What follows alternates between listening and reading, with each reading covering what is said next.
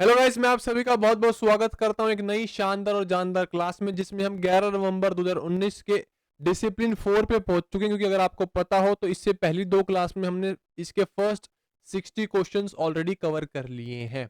तो now we are down to only two discipline, discipline 4 and discipline 5, जिसमें आज हम ट्राई करेंगे डिसिप्लिन 4 के 20 क्वेश्चंस को कवर करने, क्योंकि इसमें थोड़ी सी एक्सप्लेनेशन थोड़ी सी ज्यादा लगेगी, जहां तक मुझे भी फिलहाल लग रहा है। बाकी डिपेंडिंग अपॉन टाइम हम चेक कर लेंगे कितने हम क्वेश्चंस कर पाते हैं। बाकी आज का टारगेट मेरा 20 क्वेश्चंस का है। अच्छा, अब काफी सारे बच्चे बोल रहे हैं कि सर हिंदी में कराओ, हिंदी में कराओ। भाई हिंदी में और कितना कराऊं? हिंदी में मैंने आपको क्वेश्चन दे दिया, हिंदी में ऑप्शन दे दिए। अगर आप ये एक्सपेक्ट कर रहे हो कि ये 504 ब्लॉग भी मैं आपको हिंदी में दिखाऊं, तो आप गलत एक्सपेक्ट कर रहे हो। क्यों? क्योंकि ये ऑलरेडी हिंदी में अवेलेबल है। मैं आपको पेज नंबर बता दिया, बुक नंबर बता दी, बताई इसलिए जा रही है ताकि जो हिंदी वाले हैं वो पर्टिकुलरली कहीं ना कहीं उस कंटेंट में ढूंढ पाए हिंदी वाले में। समझ पा रहे हो? मेरी भी कुछ यहाँ पे मजबूरी है, इतने 20 क्वेश्चन विद डिटेल एक्सप्लेनेशन मैं आपको हिंदी में भी दिखाऊं, इंग्लिश में भी दिखाऊं, नॉट पॉसिबल है ना। और ये एनआईएस की बुक्स ऑलरेडी हिंदी में अवेलेबल है, तो इसका तो आप सोर्स पूछिए मत कि सर ये हिंदी की बुक्स कहाँ मिलेंगी या फिर हिंदी में कराओ। यार थोड़ी सी मेहनत तो आपको भी करनी पड़ेगी। अगर मैं इतनी मेहनत करके ला रहा हूँ, क्वेश्चन ढूंढ के ला रहा हूँ कि कौन सा क्वेश्चन कहाँ लिखा हुआ है, तो थोड़ी सी हाथ पैर तो आप भी चलाओगे। ऐसे तो नहीं है खाली बैठे सब कुछ बैठे बिठाए मिल जाएगा। और अगर बैठे बिठाए चाहिए तो फिर इंग्लिश में ही करो भाई। समझ पा रहे हो? और इंग्लिश में करने का जेन्युइनली फायदा, अगर आपको शायद अभी बात समझ ना आ रही हो पेपर के टाइम पे, या फिर जब आप लोग हैं ना लगातार 10-15 मॉक टेस्ट, आपको तब समझ आ जाएगी बात। समझ पा रहे हो? जैसे ये क्वेश्चन है, अब इस शिफ्ट में ना जो ये डिसिप्लिन 4 है, इस डिसिप्लिन 4 में कम से कम 4 से 5 क्वेश्चन एक पीडीएफ से पूछे हुए हैं। अब वो पीडीएफ हिंदी में अवेलेबल है नहीं, क्या कर लोगे? वो पीडीएफ हिंदी में अवेलेबल ही नहीं है तो क्या करोगे उसको? चलो मैंने एनआईएस की मान लिया, मैं दिखाऊंगा ये एक क्वेश्चन है और 3 क्वेश्चन आगे आएंगे, तो आप उसका कर क्या सकते हो जो पीडीएफ हिंदी में अवेलेबल ही नहीं है? फिर हिंदी में पढ़ के तुम कर भी क्या लोगे? समझ पा रहे हो? तो भाई इतने आप अपने आप को रिस्ट्रिक्ट मत करो हिंदी में, हिंदी में, हिंदी में। जितना हो सके इंग्लिश में करो आप। समझा? मैं हिंदी में रहा हूं और क्या लोगे यार। ठीक है, स्टार्ट करते हैं भाई। होप सो क्लास 1 और क्लास 2 बहुत पसंद आई होंगी। अब हम स्टार्ट करते हैं क्लास 3 का सिलसिला। क्वेश्चन नंबर 161 पढ़ते हैं, जो कि डिसिप्लिन 4 का पहला क्वेश्चन है। Which criterion doesn't fall under psychological aspect, motivation level, literary devices and illustrations? पता है इस क्वेश्चन की कुछ प्रॉब्लम है। प्रॉब्लम आपके साथ नहीं है, मुझे पता है आप में से काफी सारे बच्चों ने इसका उत्तर लिटरेरी डिवाइसेस लगाया है। लिटरेरी डिवाइसेस क्यों लगाया? शायद आपने इससे पहले ये टेस्ट ऑलरेडी टेक्स्ट बुक पर अटेम्प्ट कर लिया हो, जहां पे उत्तर लिटरेरी डिवाइसेस ही है। और क्योंकि अगर आप देख रहे हो, आप सोच रहे हो भाई साइकोलॉजिकल एस्पेक्ट पूछा हुआ है, तो हाँ भाई साइकोलॉजिकल एस्पेक्ट में सही बात है। वैसे तो ये लिटरेरी डिवाइस का मतलब, लिटरेरी डिवाइस तो क्या होते हैं? ये एलिट्रेशन, सिमिली, है ना, ये सब होते हैं लिटरेरी डिवाइसेस तो, ऑक्सीमोरन वगैरह। तो उसमें ऐसा नीड क्या है लिटरेरी डिवाइस की? तो शायद आप यहां कंफ्यूज हो रहे हो, but problem is with examiner, जिसने इतना टुच्चा क्वेश्चन बनाया। कैसे बनाया, कहां से बनाया, ये बताऊंगा। बट थोड़ा सा ना क्वेश्चन में और बदलाव हो जाता है तो ये क्वेश्चन और अच्छा बन जाता है और आपको थोड़ा सा उत्तर सही दे पाते। ठीक है, अब ध्यान से देखना। ये क्वेश्चन नंबर 161 है। Which criterion does not fall under psychological aspect, मनोवैज्ञानिक अवस्था के अंतर्गत कौन सा मानदंड नहीं आता? Motivation level, literary devices, illustration या फिर लेआउट। इसके दो ऑप्शन, इलस्ट्रेशन या फिर लेआउट। आप देख पा रहे हो ऑफिशियल आंसर की में इलस्ट्रेशन वर्सेस लेआउट। ठीक है। अच्छा, और दूसरी बात, इसके ना कभी भी मैं बता रहा हूं, टेक्स्ट बुक के कभी भी एक्सप्लेनेशन पे रिलाय मत करना। अगर आप ये सोच रहे हो ना कि जो क्वेश्चन मेरा टेस्ट मॉक टेस्ट में गलत हो रहा है, फिर मैं टेक्स्ट बुक की जो सॉल्यूशन से नीचे वाली ये लिख लूंगा, लिख लूंगा तो मेरा काम चल जाएगा, नहीं चलेगा भाई। ये आधी एक्सप्लेनेशन आपको गलत देगा, जिस ये क्वेश्चन भी गलत दिया हो इसने वैसे तो। ठीक है, अब हम लोग चलते हैं इस वाली पीडीएफ में। पेज नंबर 21 मैंने लिखी हुई, कौन कौन से पेज नंबर पे। ये टेक्स्ट बुक में सवाल गलत है, मैंने आपको जैसे बताया। देखो ये ना इस पीडीएफ से उठाया गया है, ये एक ब्रिटिश काउंसिल की, मैं आपको दिखाता हूँ इस पीडीएफ को। मैं इस पीडीएफ को ना प्रोवाइड कर दूंगा, ये आपको ओएपीडी एप्लीकेशन पे मिल जाएगी। टीचिंग इंग्लिश, ब्रिटिश काउंसिल की किताब है, ये हिंदी में अवेलेबल नहीं है। ठीक है, अब देखना, ये देखो किताब है, इसमें से मैं डिट्टो दिखाऊंगा आपको 4 से 5 क्वेश्चन उठाए हुए। इस शिफ्ट में 4 है, हर शिफ्ट में आगे आने वाली, जो कि हम ऑलरेडी आगे जो 10 शिफ्ट कवर करेंगे, हर शिफ्ट में 3 से 4 क्वेश्चन इसी शिफ्ट से पूछेंगे। मैं पर्टिकुलरली आपको दिखाऊंगा, अगर आप इस पूरी सीरीज को फॉलो करोगे तो आप खुद ही चौंक जाओगे क्या है क्या नहीं। अब ना ये जो कंटेक्स्ट दिया हुआ है जहां से एग्जामिनर ने क्वेश्चन उठाया है, वो कंटेक्स्ट है कि आपको स्टोरी बुक सेलेक्ट कैसे करनी है। लिखा हुआ है criteria for selecting story books. क्योंकि इससे ऊपर स्टोरी बुक्स की बात करी है। ये जो पूरी पीडीएफ है वो इंग्लिश कैसे सिखाई जाए, लर्निंग इंग्लिश के बारे में है।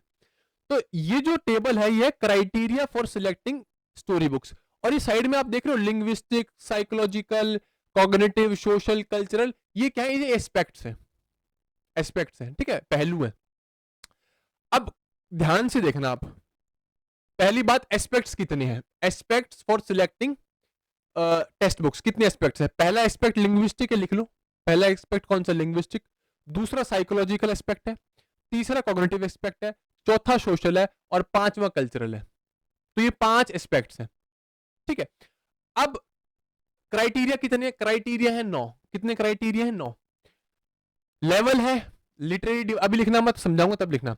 लेवल है, लिटरेरी डिवाइसेस है, कंटेंट स्लैश सब्जेक्ट मैटर है, इलस्ट्रेशन लेआउट है, एजुकेशनल पोटेंशियल है, मोटिवेशन है, वैल्यूज है, ग्लोबल इश्यूज है, लैंग्वेज स्लैश कंटेंट है। तो ये कुल मिला के 9 क्राइटेरियाज है। एस्पेक्ट्स कितने, 5 एस्पेक्ट्स हैं। अब सुनता है लेवल।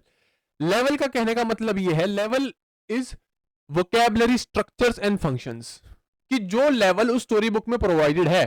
फॉर एग्जांपल आप सेकंड क्लास को कोई स्टोरी बुक पढ़ा रहे हो, उसमें ऐसा वर्ड आ रहा है खतरनाक सा, तो क्या वो बच्चों के लेवल को मैच कर पा रहा है कि नहीं कर पा रहा, मतलब जो कि उसके अंदर की वोकैबुलरी स्ट्रक्चर्स है, जो फंक्शंस है, क्या वो enough like appropriate challenge provide कर रहे हैं बच्चों को। ऐसा नहीं कि उनके बहुत ही क्वालिटी लेवल से बहुत ऊपर सवाल पूछ लिया, फिर बहुत ऊपर स्टोरी बुक दे दी तो उनको समझ नहीं आएगी। तो पहली बात लेवल की। दूसरी है लिटरेरी डिवाइसेस, कि क्या उस कहानी में, क्या उस स्टोरी में लिटरेरी डिवाइसेस हैं, क्या बच्चा उस कहानी में पार्टिसिपेट कर पा रहा है, उसकी प्रोनाउंसिएशन, उसमें डायलॉग, उसमें नरेशन, आप देख पा रहे हो सारी चीज लिखी हुई है ना, उसमें रिपीटिशन, उसमें ये एलिट्रेशन, सिमिली वगैरह, ऑक्सीमोरॉन, जितने भी ये लिटरेरी डिवाइसेस हैं, क्या उसके अंदर हैं कि नहीं। क्योंकि जितनी ज्यादा ये चीजें होंगी, ये स्टोरी को उतना ही सुंदर बनाती है ना। लिटरेरी डिवाइस का काम ये होता है ना, जो अलंकार हो गए अपने, और ये बाकी चीजें होंगी, उपमा, उपमेय, ये क्या करती हैं, ये कहानी को या फिर किसी कविता को क्या बनाती है, सुंदर बनाती हैं। तो उनका यहाँ भी काम सुंदर बनाने का, ताकि बच्चे को और एनरिचमेंट मिल पाए लैंग्वेज में। तीसरा इस कंटेंट स्लैश सब्जेक्ट मैटर, क्या जो कंटेंट सब्जेक्ट मैटर है, जो उसके अंदर कहानी है, क्या वो रेलेवेंट है, क्या वो इंटरेस्टिंग है, क्या वो अम्यूजिंग है। अम्यूजिंग मतलब क्या बच्चे को एक्साइट कर रही है, क्या वो मेमोरेबल है, क्या बच्चों को लंबी देर तक याद रहेगी, क्या उसकी लंबाई है, और क्या उसके अंदर वैल्यूज है। ये बात भी क्लियर होगी, सिंपल सी बात थी।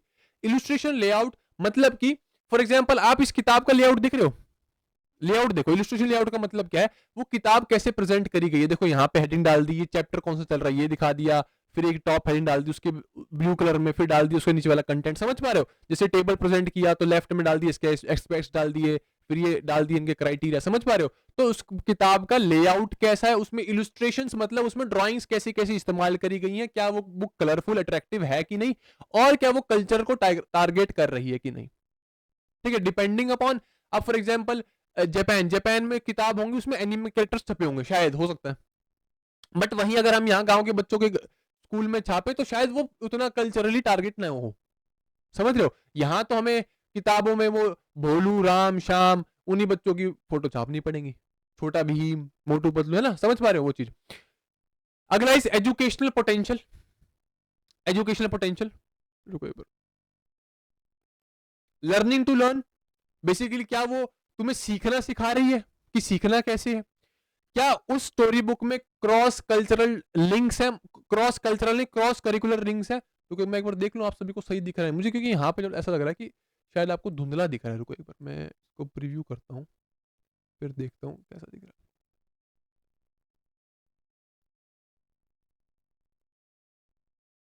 सही दिख रहा है जहां तक मुझे लग रहा है ना, बाकी तो मुझे यहाँ पे भी करेक्ट आइडिया नहीं लग पा रहा।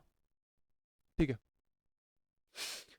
उसमें क्या क्रॉस करिकुलर लिंक्स हैं, क्या वो दूसरे सब्जेक्ट मैटर से कनेक्ट कर रहा है कि नहीं कर रहा, उसमें नॉलेज कैसी है, क्या वो आपकी कंसेप्चुअल डेवलपमेंट कर रहा है, और क्या वो आपके लर्निंग स्टाइल से केटर, जो स्टोरी है क्या वो आपकी लर्निंग स्टाइल को केटर कर रही है कि नहीं कर रही है ना। आपका लर्निंग स्टाइल हो भाई अलग तरीके का, और उसमें स्टोरी हो कुछ अलग तरीके की, है ना। और क्योंकि उधर क्लासेस में है, तो क्लासेस में डिफरेंट टाइप ऑफ इंटेलिजेंस वाले बच्चे बैठेंगे, क्या वो डिफरेंट इंटेलिजेंस वाले बच्चों को केटर कर रही है कि नहीं कर रही है।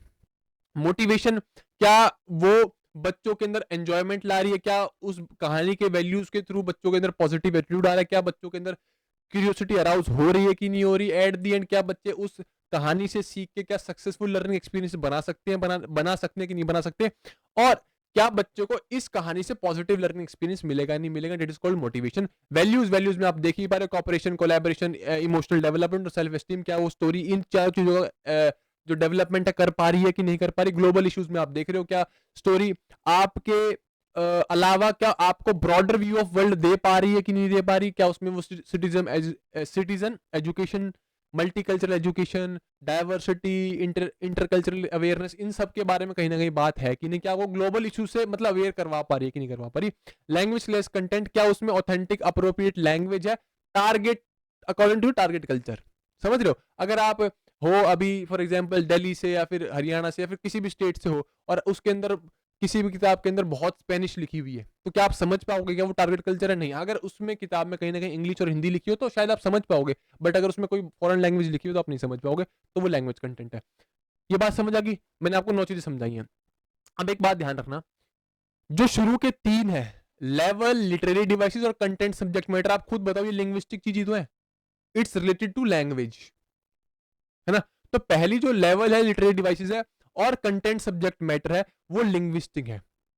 टोटल 9 क्राइटेरिया बताए, तो पहले 3 क्राइटेरिया में याद करवा रहा हूं आपको, जो पहले 3 क्राइटेरिया वो लिंग्विस्टिक है, और जो आखिरी के 6 क्राइटेरिया हैं, जो आखिरी के 6 क्राइटेरिया बच्चे वो कल्चरल है। कौन से हैं? कल्चरल। आप देख पा रहे हो यहाँ पे वो इलिस्ट्रेशन और लेआउट से स्टार्ट हो रहा है। आखिरी देखो, आखिरी वाली जो लाइन है ये वाली, ये कल्चरल, ये इलिस्ट्रेशन और लेआउट से स्टार्ट हो रहा है और जाता जाता कहां तक जा रहा है? लास्ट तक, लैंग्वेज एंड कंटेंट तक।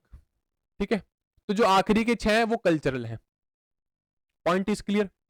अब ध्यान सुनना, सोशल, सोशल कौन कौन से हैं आपको दिख ही रहे हैं भाई, वैल्यूज सारे सोशल वैल्यूज हैं। अगर आप ग्लोबल इश्यूज के बारे में जाओगे तब भी सारी सोशल एस्पेक्ट ही हुआ, और खुद के बारे में कहीं ना कहीं थोड़ा सा रिलेटेड आपसे है मोटिवेशन, तो ये भी कहीं ना कहीं सोशल एस्पेक्ट में आ जाएगा। ठीक है, तो सोशल एस्पेक्ट कौन सा हो गया? Motivation, values, global issues. अगर इन 3 चीज में मैं एक चीज और बढ़ा दूं जो कि एजुकेशनल पोटेंशियल है, तो ये चारों चीज आ जाएंगी कॉग्निटिव एस्पेक्ट में। आसान चीज है, होगी याद, होगी याद, है ना। सोशल में 3 आ गई, मोटिवेशन, वैल्यूज, ग्लोबल इश्यूज। अगर इन 3 में मैं एक और बढ़ा दूं जो कि एजुकेशनल पोटेंशियल है, कि मुझे वो बेसिकली सिखा क्या रही है, तो वो कॉग्निटिव एस्पेक्ट में आ जाएगा, ये चारों चीजें। ठीक है, अब बच गया एक साइकोलॉजिकल एस्पेक्ट, जो शुरू के लेवल को छोड़ के, किसको छोड़ के? लेवल को। तो मैं जूम आउट कर रहा हूं ताकि आप और थोड़ा देख पाओ। ठीक है, ये साइकोलॉजिकल एस्पेक्ट है। मनोवैज्ञानिक एस्पेक्ट कौन सा है? जिसमें थोड़ा सिलेबस भी हो, थोड़ा कॉग्निटिव चीज भी हो, है ना, थोड़ी सिलेबस भी हो, थोड़ा कॉग्निटिव चीज भी हो। तो क्या होगा, कहां कहां तक है देखो, motivation, education potential, layout, illustration, content subject matter और लिटरेरी डिवाइसेस। ये 5 चीजें, literary devices, content subject matter, illustration, layout, educational potential और मोटिवेशन, ये 5 है psychological aspect. Point is clear? तो ये इस पर्टिकुलर जगह से उठाया गया था क्वेश्चन। अगर मैं आपको टू बी प्रिसाइज बताऊं तो कौन, थोड़ा क्वेश्चन में आप देख पा रहे हो, इसमें पूछना था which criterion does not fall under the psychological aspect of selecting a story book. ठीक है, तो थोड़ा सा क्वेश्चन की फॉर्मेशन में थोड़ी गलती मान लो, कुछ भी मान लो आप। तो मोटिवेशन भी है, लिटरेरी डिवाइसेस भी, इलस्ट्रेशंस भी है, जो लेवल है वो साइकोलॉजिकल एस्पेक्ट के अंदर नहीं है, वो लिटरेरी एस्पेक्ट के अंदर है। Point is clear? होगी अब चीजें याद, समझ आ गया होगा। Which of the following is not an idea for creative expression in EVS? Dramas and plays creative expression है, taking photographs creative expression है, poster making creative experience है ना, रचनात्मक अभिव्यक्ति है। Writing text from text book, पाठ्य पुस्तक से पाठ लिखना, ये एक क्रिएटिव एक्सप्रेशन, ये बेसिकली कॉपी करना हो गया। बट असल पेपर में ना ये ऑप्शन था नहीं, असल पेपर में ऑप्शन था पेपियर मैश। पेपियर मैश में क्या होता है, अगर आपने बचपन में किया हो ना, वो अखबार है, अखबार को घुमा दिया, उसका एक हिरण बना दिया उससे, या फिर मतलब क्रम्बल करके उसको इकट्ठा करके उसमें से ग्लू गुला लगा के उसके ऊपर कोई जिराफ बना दिया, उसमें से कुछ बॉल बना दी, तो वो होता है पेपियर मैश। ठीक है, तो शायद इस पॉइंट ऑफ टाइम पे अगर आपके सामने ये डी ऑप्शन ना होता और पेपियर मैश होता, तो क्योंकि पेपियर मैश है ओरिजिनल आंसर की में, पेपियर मैश होता तो शायद आप इस पॉइंट ऑफ टाइम पे शायद कंफ्यूज हो सकते थे। समझ पा रहे हो? तो इसका not an idea for creative expression is paper mash ही है इसका उत्तर। ये आइडिया नहीं है, क्यों? क्योंकि ये जो ईवीएस की किताब है उसमें नहीं लिखा हुआ, सिंपल सी बात है। बाकी पेपर मैश भी क्रिएटिव एक्सप्रेशन जिसके अंदर, अच्छा इसमें ना कुछ आप वैसे एक्सप्रेस नहीं करते, ये आर्ट और क्राफ्ट का कुछ चीज आप मान सकते हो उसको। बाकी इसमें कुछ ऐसे ना एक्सप्रेशन ऑफ आपका नहीं हो सकता। बाकी ये क्रिएटिव एक्सप्रेशन भी है, ठीक है। मैं आपको बताऊं, ये क्वेश्चन है 505 ब्लॉक 2। 2 सेकंड दीजिएगा। रोके ना रुके मेरे ये कदम, ये रहा creative expression. Creative expression basically writing, graphic arts, music, movement and dance and puppetry होती है। इसके अंदर देखो create poetry, songs, drama, stories, compile, collection, ये सारी चीजें देख ही रहे हो आप, है ना। ग्राफिक आर्ट्स में देख लो मेकिंग कोलाजेस, स्कल्पचर्स, टेकिंग फोटोग्राफ्स आ गया, है ना, डिजाइनिंग पोस्टर्स एंड बैनर्स आ गया। म्यूजिक के अंदर आप देख ही रहे हो सारी चीजें, वैसी मूवमेंट एंड डांस के अंदर, वैसी पपेट्री के अंदर। तो बस इसका सिंपल सी चीज है, इसका है पेपर मैश, ठीक है। जो ये है टेक्स्ट बुक है, टेक्स्ट बुक के अंदर भी इसका सेकंड जो ऑप्शन, जो लास्ट ऑप्शन दिया हुआ writing text from text book है, बट ऑफिशियल जो पेपर आया था उसके अंदर पेपर मैश लिखा हुआ है, ठीक है। मैं अगर आपको दिखा देता हूँ ताकि आपको क्लियर हो जाए। ये देख लो, है ना, ये वो था न्यूज़पेपर था, उसको गोला सा बना दिया, और मतलब पेपर को गला के, देखो ये पेपर को गला के क्या बना दिया, समझ पा रहे हो? तो ये होता है पेपर मैश। जैसे ये देखो, ये हिरण क्या बना रही है, हिरण है, गधा है, जो भी है, ये जिराफ है ना। तो ये होता है paper mash. Point is clear. आगे चलते हैं। Encourage people to focus on the topic comes under which state of productive computer session. अब ना, जो ऑलरेडी कोर्स में बच्चे हैं, प्लीज इस इंफॉर्मेशन को जाके अपडेट कर लेना जहां पे हमने टॉपिक किया हुआ है। वहां पे मैंने आपको स्टडीज 4 करवाई गई हैं, बट अभी फिलहाल के लिए अगर आप इसको अपडेट करोगे तो जो मैं आपको लिखवाऊंगा प्रोडक्टिव कंप्यूटर सेशन, उसमें 3 सीरीज को अपडेट कर लेना, और जो मैं लिखवाऊंगा वो लिख लेना। Point is clear. जो ऑलरेडी बच्चे कोर्स में, जो भी नए पहली बार पढ़ेंगे उसका तो फिर भाई उनके लिए सब कुछ नया ही है ना। तो क्वेश्चन है कि प्रोडक्टिव कंप्यूटर सेशन के किस स्टेज में हम बच्चों को एनकरेज करते हैं टॉपिक पर फोकस करने के लिए, समझ गए? तो ये क्वेश्चन भी भाई इसी जो ब्रिटिश काउंसिल की किताब है यहाँ से उठाया गया है। पेज नंबर 52 है इसका, मैं आपको निकाल के दिखा देता हूँ।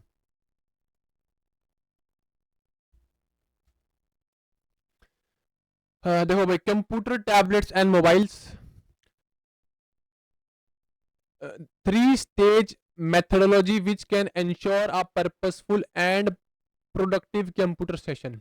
तो 3 स्टेज है बेसिकली प्रोडक्टिव कंप्यूटर सेशन की। पहली स्टेज है before computer tablet mobile session, मतलब जब तक आपने बच्चों को अभी तक हाथ में कंप्यूटर या फिर टैबलेट या फिर मोबाइल नहीं पकड़ा है, उससे पहले आपको क्या करना है? पहली बात, आपको ग्राउंड रूल्स को एस्टेब्लिश करना है भाई। इसके ना कम से कम आप मान लो आगे आने वाली शिफ्ट्स में, इसी शिफ्ट में 2 क्वेश्चन इसी ये प्रोडक्टिव कंप्यूटर सेशन से, आगे आने वाली शिफ्ट्स में हर शिफ्ट में कहीं ना कहीं एक, कहीं ना कहीं 2 क्वेश्चन इसी को लाइक बेसिकली कंसेप्ट से हैं। तो पहला है एस्टेब्लिशिंग ग्राउंड रूल्स। इसमें बच्चों को बता दो भाई, आपको जो हार्डवेयर है, जो सॉफ्टवेयर है, जो भी हेडफोन्स हैं, माउस है, कीबोर्ड है, उसकी रिस्पेक्ट करनी है। मतलब ऐसा नहीं कि आपको मिला और आपने तोड़फोड़ चालू कर दी। Second is make sure that children working together on a computer understand, कि अगर आप 2 बच्चे कोई ग्रुप में काम कर रहे हो तो मेक श्योर आपको पता हो कि एक दूसरे की बारी एक बार आएगी। ऐसा नहीं कि एक ही बच्चा कंप्यूटर को चला रहा है बार बार, ठीक है। तीसरा इज प्री टीच कंप्यूटर, कि आप पहले ही जितनी भी इंपॉर्टेंट वोकैबुलरी है related to hardware, related to computer, related to mobile और टैबलेट, कि भाई ये आपका क्या बोलते हैं, ये टैबलेट है, ये आपका माउस है, ये आपका कीबोर्ड है, स्क्रॉल कैसे करना है माउस से, क्लिक कैसे करना है, किसी फाइल मैनेजर में घुसना कैसी है। तो वो जो वोकैबुलरी इंपॉर्टेंट आप पहले ही सिखा दो, ठीक है। Plan the work so that it integrates into your overall lesson plan, कि ऐसा ना हो कि जो आप ये आईटी की क्लास या फिर जो प्रोडक्टिव कंप्यूटर सेशन है वो जबरदस्ती एवं ही करा दो। It should integrate with your lesson plan. ऐसा नहीं है कि भाई चलो आज खाली टाइम है तो ये करवा दो, ऐसा नहीं। तो लिखा हुआ है टाइम फिलर की तरह इस्तेमाल नहीं होना चाहिए या फिर एड ऑन की तरह इस्तेमाल नहीं होना चाहिए। इसको आपको इंटीग्रेट कराना है ओवरऑल लेसन के साथ। प्लस आपको कॉन्टेक्चुअलाइज करना है वर्क को, मतलब बेसिकली बच्चे के एक्सपीरियंस के साथ जोड़ना है। प्री टीच वोकैबुलरी हमने अभी पढ़ लिया। Encourage people to focus on topic, आपको बच्चों को एनकरेज करना है ताकि वो टॉपिक पे फोकस कर पाए। बच्चों को लिंग्विस्टिकली और कंसेप्चुअली प्रिपेयर करना एक्टिविटी के लिए, ठीक है। और पर्पस ऑफ टास्क को एक्सप्लेन करना है। और before using them check the computer devices are switched on, fully charge and are in good working mode, कि जितना भी कोई भी काम कराने से पहले तो एक बार आप इंश्योर कर लो कि जो भी कंप्यूटर टैबलेट है वो चार्ज है ना, हेडफोन्स वर्क कर रहे हैं। क्योंकि यहाँ पे ना बेसिकली, क्योंकि हम ये जो पूरा कंटेक्स्ट है वो टीचिंग इंग्लिश के कंटेक्स्ट में बात कर रहे हैं। थोड़ा सा मैं हिल रहा हूँ, सॉरी उसके लिए, क्योंकि पता नहीं आज थोड़ा सा मैं आगे बैठ गया हूँ तो मेरे पैर आगे ना अड़ रहे हैं। ठीक है, तो हेडफोन्स वर्किंग कंडीशन में, ताकि बच्चे एक्सेस कर पाए, और जो भी वेबसाइट का आप इस्तेमाल करना चाह रहे हो तो वो भी वर्किंग कंडीशन में, ऐसा ना कि वो बंद हो चुकी हो। समझ गए? तो ये था stage 1। Stage 2 is the computer tablet mobile session, जिसके अंदर बच्चा काम करेगा। मेक श्योर जितने बच्चे इसमें, बस हमें मेक श्योर करना है। इसमें बेसिकली हमारा काम मॉनिटरिंग का, जो हमारा काम था स्टेज 1 तक था वो जो हम समझा दिया। इसमें हमारा काम सिर्फ और सिर्फ मॉनिटरिंग का है कि बच्चे रूल्स का फॉलो कर रहे हैं, बच्चे टास्क पे ही काम कर रहे हैं। ऐसा ना हो कि आपने कुछ काम दिया और वो माइक्रोसॉफ्ट पेंट खोल के बैठा और आप ड्राइंग बना रहे हैं अपनी, ऐसा ना हो। Check that children carry out the task, help and advice as necessary. तो एक बार आप देख लो कि बच्चे टास्क को कर रहे हैं कि नहीं कर रहे, अगर कहीं जरूरत है तो आप उसकी हेल्प कर दो। बेसिकली आप मॉनिटरिंग का काम है। आफ्टर द सेशन आपको बस, आफ्टर द सेशन आपका काम है चेकिंग का। After the session depending on task children, क्या बच्चों ने काम कंप्लीट कर लिया, आपको बच्चों का जो भी काम वो चेक करना है, और इवैल्यूएशन शीट अगर होगी तो उस पर मार्क करना है। Collate the work that has been produce on the computer. Collate मतलब कलेक्ट करना है, फिर देखना है कि बच्चों, फॉर एग्जांपल आपने कोई भी काम दिया हो तो डिपेंडिंग अपॉन काम आपको चेक करना है कि हाँ भाई जो काम है वो पूरा हो गया है कि नहीं हो गया। Print and display their work और publish it in class website wiki और ब्लॉग। तो जो भी उनका काम है, जो भी उन्होंने बनाया है, कोई पीडीएफ बनाई हो, कोई पीपीटी बनाई हो, तो उसको प्रिंट और डिस्प्ले कर सकते हो अपनी क्लास में, या फिर विकी या ब्लॉग पे डाल सकते हो आप। Compare their work with others. तो आपको क्या करना है, अपना बच्चों का काम है वो दूसरों से एक बार मैच करना है। ठीक है, review what they have done and why. एक बार चेक कर लो भाई उन्होंने क्या किया और क्या नहीं, और क्यों किया। ठीक है, तो encourage people to focus on the topic. कौन सा स्टेज 1 है, स्टेज 4 होती ही नहीं है। तो जो ऑलरेडी बच्चे कोर्स में ना, उनको मैंने कहीं ना कहीं स्टेज 4 लिखवा रखी है, तो प्लीज इसको अपडेट कर लेना यहाँ पे। ठीक है, what could not be the possible reason for things to go wrong in classroom। कक्षा में चीजों के गलत होने का संभावित कारण क्या नहीं हो सकता, क्या नहीं हो सकता। एक बाहरी गड़बड़ी, भाई बिल्कुल ठीक बात है, कहीं पंखा गिर गया, एक्सटर्नल डिस्टर्बेंस हो सकती है, बाहर किसी की शादी चल रही है और क्लासरूम में डिस्टर्बेंस हो रही है, ठीक है भाई। The class is out of control, ये भी बिल्कुल ठीक प्रॉब्लम है। A student has not come to school, छात्र का स्कूल ना आना, तो ऐसा कुछ नहीं। अगर छात्र स्कूल नहीं आया तो ऐसा कुछ संभावित कारण तो नहीं होगा जिसकी वजह से कक्षा में कुछ गलती हो जाए, क्योंकि बच्चा स्कूल में आया ही नहीं है। तो यही इसका रीजन है। बाकी an activity does not work, तो भाई अगर कोई गतिविधि काम नहीं करेगी तो वैसे ही बच्चे आउट ऑफ कंट्रोल हो जाएंगे, बच्चे शोर मचाने लग जाएंगे, या फिर बच्चों को समझ नहीं आएगी, है ना। तो बस यही है, छात्र का स्कूल ना आना कक्षा में चीजों के गलत होने का संभावित कारण नहीं है। पॉइंट इज क्लियर, इसमें सबने आपने कर दिया हुआ। विच ऑफ द फॉलोइंग, ये अभी किया जस्ट है ना, which of the following is not included in stage 3 of productive computer session। तो review what they have done, ये तो इंक्लूड होता है। compare their work with the others, ये भी होता है। encourage people to focus on the topic, ये स्टेज 1 का है, अभी भी जस्ट किया ना, स्टेज 1 का है। और कंप्लीट द वर्क चेक करना कि भाई उन्होंने काम कंप्लीट कर लिया कि नहीं कर लिया, बाकी स्टेज 1 का ही ऑप्शन है। अच्छा, ये पता भी ना हो ना, यू थोड़ा सा ना एक बेसिक अंडरस्टैंडिंग के थ्रू भी आप सभी को पता होना चाहिए कि स्टेज 3 है, बाद में आई होगी। बेसिक आपको स्टेज ना पता हो तो जब कोई भी टॉपिक को पढ़ाने से पहले एनकरेज कब करोगे, बिल्कुल स्टार्टिंग में करोगे, तो मोस्ट प्रोबेबली जो ये encourage peoples to focus on topic, ये कहीं ना कहीं पहली स्टेज या फिर दूसरी स्टेज में आ चुकी होगी, अगर आपने जो ये है पीसीएस प्रोडक्टिव कंप्यूटेशन ना पढ़ा हो तो, इसलिए मैं बता रहा हूँ को। ठीक है, अकॉर्डिंग टू एनसीएफ, नीचे ऑप्शन वही है 1 2 2 3, एक बार देख लेना आप। ठीक है, मैं आपको सिर्फ क्वेश्चन दिखा रहा हूँ, होप सो दिख रहा हो ये। According to National Curriculum Framework 2005, which of the following are the objectives of teaching EVS? To develop awareness about environmental issues, बिल्कुल ठीक बात है। बच्चों को प्राकृतिक, सामाजिक और सांस्कृतिक वातावरण के बीच संबंधों का पता लगाने और समझने के लिए परिशिक्षित करना, बिल्कुल ठीक बात है। विशेष रूप से प्राकृतिक पर्यावरण के संबंध में बच्चों की जिज्ञासा और रचनात्मकता का पोषण करना। तो आप सभी ने इसका उत्तर मोस्ट प्रोबेबली का सभी ने उत्तर दे दिया, को सारे पॉजिटिव पॉइंट्स हैं। तो इसका कितना हो जाएगा, 1 2 एंड 3।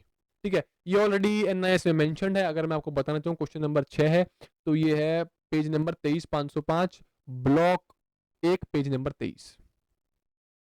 देखो भाई, ये इंग्लिश वाला ही दिखा पाऊंगा यार, हिंदी वाले तो आप जो बुक है डाउनलोड कर लेना, एनआईएस की तो है, हिंदी में अवेलेबल है, जाके देख लेना इस पेज नंबर पर। हाँ, थोड़ा सा वहाँ पेज नंबर ऊपर नीचे मिल सकता है, बाकी 23 24 25 या फिर थोड़ा सा एक 2 पेज नंबर ऊपर मिलेगा फिर नीचे मिलेगा, वो आप देख लेना बस। ये मैच कर लो 2.3 है, वो उस किताब में आके 2.3 पे चले जाना बस। समझ पा रहे हो? एनसीएफ इंडिकेट इन्हीं में से पॉइंट उठा रखे हैं, बाकी इन पॉइंट्स की ना कोई रिक्वायरमेंट भी नहीं थी, सारे पॉजिटिव पॉइंट्स हैं। ठीक है, मैंने बतानी थी तो मैंने बता दिया, उसकी कोई ऐसे कोई नीड भी नहीं है। ये अच्छा क्वेश्चन है भाई। Which of the following is not an international declaration or agreement that links children and environment? इनमें से कौन सा एक अंतरराष्ट्रीय घोषणा या समझौता नहीं है जो बच्चों और पर्यावरण को जोड़ता है? G8 environment ministry communique, habitat agenda 1990, convention on the rights of child and convention on biological diversity. देखो जितने भी कन्वेंशन या फिर इंटरनेशनल डिक्लेरेशन है रिलेटेड टू चाइल्ड, उनमें सिर्फ और सिर्फ यही बात करी गई है किसी भी कन्वेंशन में कि बच्चे के एनवायरनमेंट को आप ठीक करो, बच्चे को एक साफ सुथरे एनवायरनमेंट में रहने का हक है। किसी भी आप क्या बोलते हैं ये एजेंडा हो या फिर कोई भी कन्वेंशन हो, किसी की बात कर लो, सब में ये बात करी गई है। गिवन ऑन दिस लाइक इस क्वेश्चन के हिसाब से ये ऑलरेडी मेंशन्ड है, अभी देख ही लोगे। क्वेश्चन नंबर 7 है 505 ब्लॉक 1 पेज नंबर 15। ये हम ऑलरेडी ना क्लासेस में कवर कर चुके हैं। देखो भाई, अगर आपको ढंग से तैयारी करनी है बिल्कुल स्टार्टिंग से, तो मेक श्योर आप डी पेडागोजी स्पेशल ज्वाइन कर लो, उससे बढ़िया कुछ आपको मिलेगा नहीं। ये देखो ऑलरेडी मार्क्ड है, मतलब ऑलरेडी क्लास में करवा चुका हूँ, इससे आसान क्या चीज होगी। तो लिखा हुआ है the link between children and environment has been recognised in many international declaration and agreement over the past decade. Convention on the right of child, इसका काम क्या था भाई? बच्चों को डिसीज और माल न्यूट्रिशन से बचाना। ठीक है, दूसरा क्या है? Plan of action for implementing the work declaration the survival protection and development of children. इसका काम क्या है? बच्चों के एनवायरनमेंट को इंप्रूव करना ताकि उनको डिसीज या फिर माल न्यूट्रिशन ना हो। हैबिटेट एजेंडा का काम भी यही है कि जो बच्चों के चिल्ड्रन या फिर यूथ है, उनका जो एनवायरनमेंट, जो लिविंग एनवायरनमेंट है, वो अच्छा खासा हो, साफ सुथरा हो। Habitat agenda. Declaration of the environment leaders of the 8 on children's environmental health, ये सारे हैं भाई। इनका काम भी यही है कि जो बच्चों की हेल्थ है, जो बच्चों का आसपास का एनवायरमेंटल एरिया है, वो एनवायरमेंटल हैजार्ड से दूर हो, वो वल्नरेबल ना हो। ऐसा ना हो कि बच्चे जहाँ पैदा हो रहा है वहीं आग की भट्टी हो, है ना? समझ पा रहे हो? वो एग्जाम्पल के रूप में G8 एनवायरमेंट मिनिस्टर कम्युनिटी, इसका काम भी यही था कि बच्चों को सेफ एनवायरमेंट मिले, चाहे वो प्री नेटल है चाहे वो पोस्ट नेटल है, तो बच्चे basically highest level of health को अचीव कर पाए। और Berlin commitment of children of Europe and central Asia, इसका भी यही है कि सभी बच्चों को हमें प्रोटेक्ट करना है, उनको अच्छी से अच्छी इन्वायरमेंटल कंडीशंस में लाना है, उनको इन्वायरमेंटल थ्रेट से बचाना है, irrespective of their social economic conditions. वो कहीं भी पैदा हो, कैसे पैदा हो, हमें उनके लिए अच्छे से अच्छा एनवायरनमेंट को एक्सेस देना है। Point is clear? ये बेसिकली इतनी चीजें थी। इसमें से आप अगर आप देखो तो G8 के बारे में हमने डिस्कस किया, हैबिटेट एजेंडा के बारे में इसमें हमने डिस्कस किया, और convention on the right of child भी इसमें डिस्कस किया। कौन सा रहेगा? Convention of on biological diversity, ये हमने डिस्कस नहीं किया, तो इसका यही उत्तर है। Point is clear? आप देख पा रहे हो? ठीक है, आगे चले भाई। इसको मैं लास्ट में कराऊंगा। Which of the following is are the basic concepts of John B Watson, environmentalism, study of emotions, practical application. देखो, वो मतलब नहीं है आपने इसका उत्तर सही दे दिया। पता है, मैक्सिमम बच्चे या फिर आप में से काफी सारे बच्चे 1 2 3 इसका लगा देंगे, जो कि ऑब्वियस है भाई, सारे बच्चों के दिमाग में, जब मैं तैयारी कर रहा मेरे दिमाग में भी आ रहा 1 2 3। बट क्या मतलब, मेन पॉइंट इज ये क्वेश्चन उठाया कहां से गया है, किस कंटेक्स्ट में पूछा गया है। ये 3 बेसिक कंसेप्ट है, क्या इसके अलावा भी कोई बेसिक कंसेप्ट है? समझ रहे हो? फ्यूचर रेडी अगर होना एग्जाम के लिए तभी ऐसे ही हो जाएगा, वरना इसका मैं उत्तर भाई ओनली 1 2 3 आगे चलो, क्या मतलब है? ऐसा तो आपको हर दूसरा एजुकेटर करवा ही रहा है यूट्यूब पे, उससे कोई मतलब बैठ रहा आपका, मतलब उससे कुछ सीखने को मिल रहा है नहीं ना। तो इसको मैं लास्ट में कराऊंगा, डिपेंडिंग ऑन टाइम, क्योंकि मैं देख पा रहा हूँ अभी 28 मिनट हो चुके हैं और हमारा 9th क्वेश्चन ये है। What is the correct way to define what storytelling is? कहानी कहने की कला क्या है, इसे परिभाषित करने का सही तरीका क्या है? It is telling a story to everyone present there. यह वहां मौजूद हर किसी व्यक्ति को कहानी बताना नहीं भाई। रुचि न होने पर भी यह लोगों को एक कहानी सुनाना नहीं भाई। शिक्षक कितना ज्ञानी है यह दर्शाना, कहानी कहना है नहीं। यह उन लोगों को एक कहानी बनाता है जिन्हें सुनने की इच्छा। थोड़ा सा हिंदी में गलत है। It is telling a story to people who are willing to listen. Storytelling क्या है? सिर्फ उन्हीं को कहानी सुनाना जो विलिंग है सुनने के लिए। ठीक है, जो विलिंग है वही उस कहानी को ढंग से सुनेंगे और वही उस कहानी का ढंग से निष्कर्ष निकाल लेंगे। आप किसी को भी समझा रहे हो सुना रहे हो उससे कोई मतलब नहीं है ना। ये अब सभी ने कर दिया होगा। बाकी ये सेम क्वेश्चन इस ही पीडीएफ से उठाया गया था, ये पीआरसी वाली जो हमने करी ना, ये वाली ब्रिटिश काउंसिलिंग वाली, उसी पीडीएफ से उठाया गया था। Which of the following is not one of the steps involved in planning, teaching, learning in EVS? मैंने ये पाया है कि ये क्वेश्चन में आप में से कुछ लोगों ने गलती करी है, डिपेंडिंग अपॉन अगर आपने पीवाईक्यू अटेम्प्ट कर दिए हैं। इसमें बोला हुआ है इनमें से कौन सा ईवीएस के शिक्षण अधिगम की योजना बनाने में शामिल चरणों में से नहीं है, कौन सा नहीं है। रिफ्लेक्टिंग ऑन लेसन प्लान, बिल्कुल ठीक बात है भाई। Plan to check the learning and understanding, बिल्कुल ठीक बात है। क्रिएटिंग अ रियलिस्टिक टाइमलाइन, बिल्कुल ठीक बात है। टीचिंग लर्निंग में preparing result for assessment involve नहीं होता। टीचिंग लर्निंग के अलावा असेसमेंट एक अलग टॉपिक है, इवेल्यूएशन एक अलग कंसेप्ट है कि पहले बच्चा या फिर टीचर है टीचिंग लर्निंग तो करवा ले। असेसमेंट इज अ अलग कंसेप्ट कि टीचिंग लर्निंग के बाद असेसमेंट आएगा, तो उस टीचिंग लर्निंग के अंदर असेसमेंट शामिल नहीं हो सकता। समझ गए? शायद आप में से इनमें से कुछ ना कुछ किसी ने गलती करी है, क्योंकि टेक्स्ट बुक पर इस क्वेश्चन का 33% बच्चों ने सही उत्तर दिया। अच्छा, ये क्वेश्चन ऑलरेडी मेंशन है, क्वेश्चन नंबर 10 है 505 block 2 page number 52। 505 block 2 page number 52 ये हम ऑलरेडी कवर भी कर चुके हैं। आप देख रहे हो मैं ऑलरेडी मार्क कर चुका हूँ।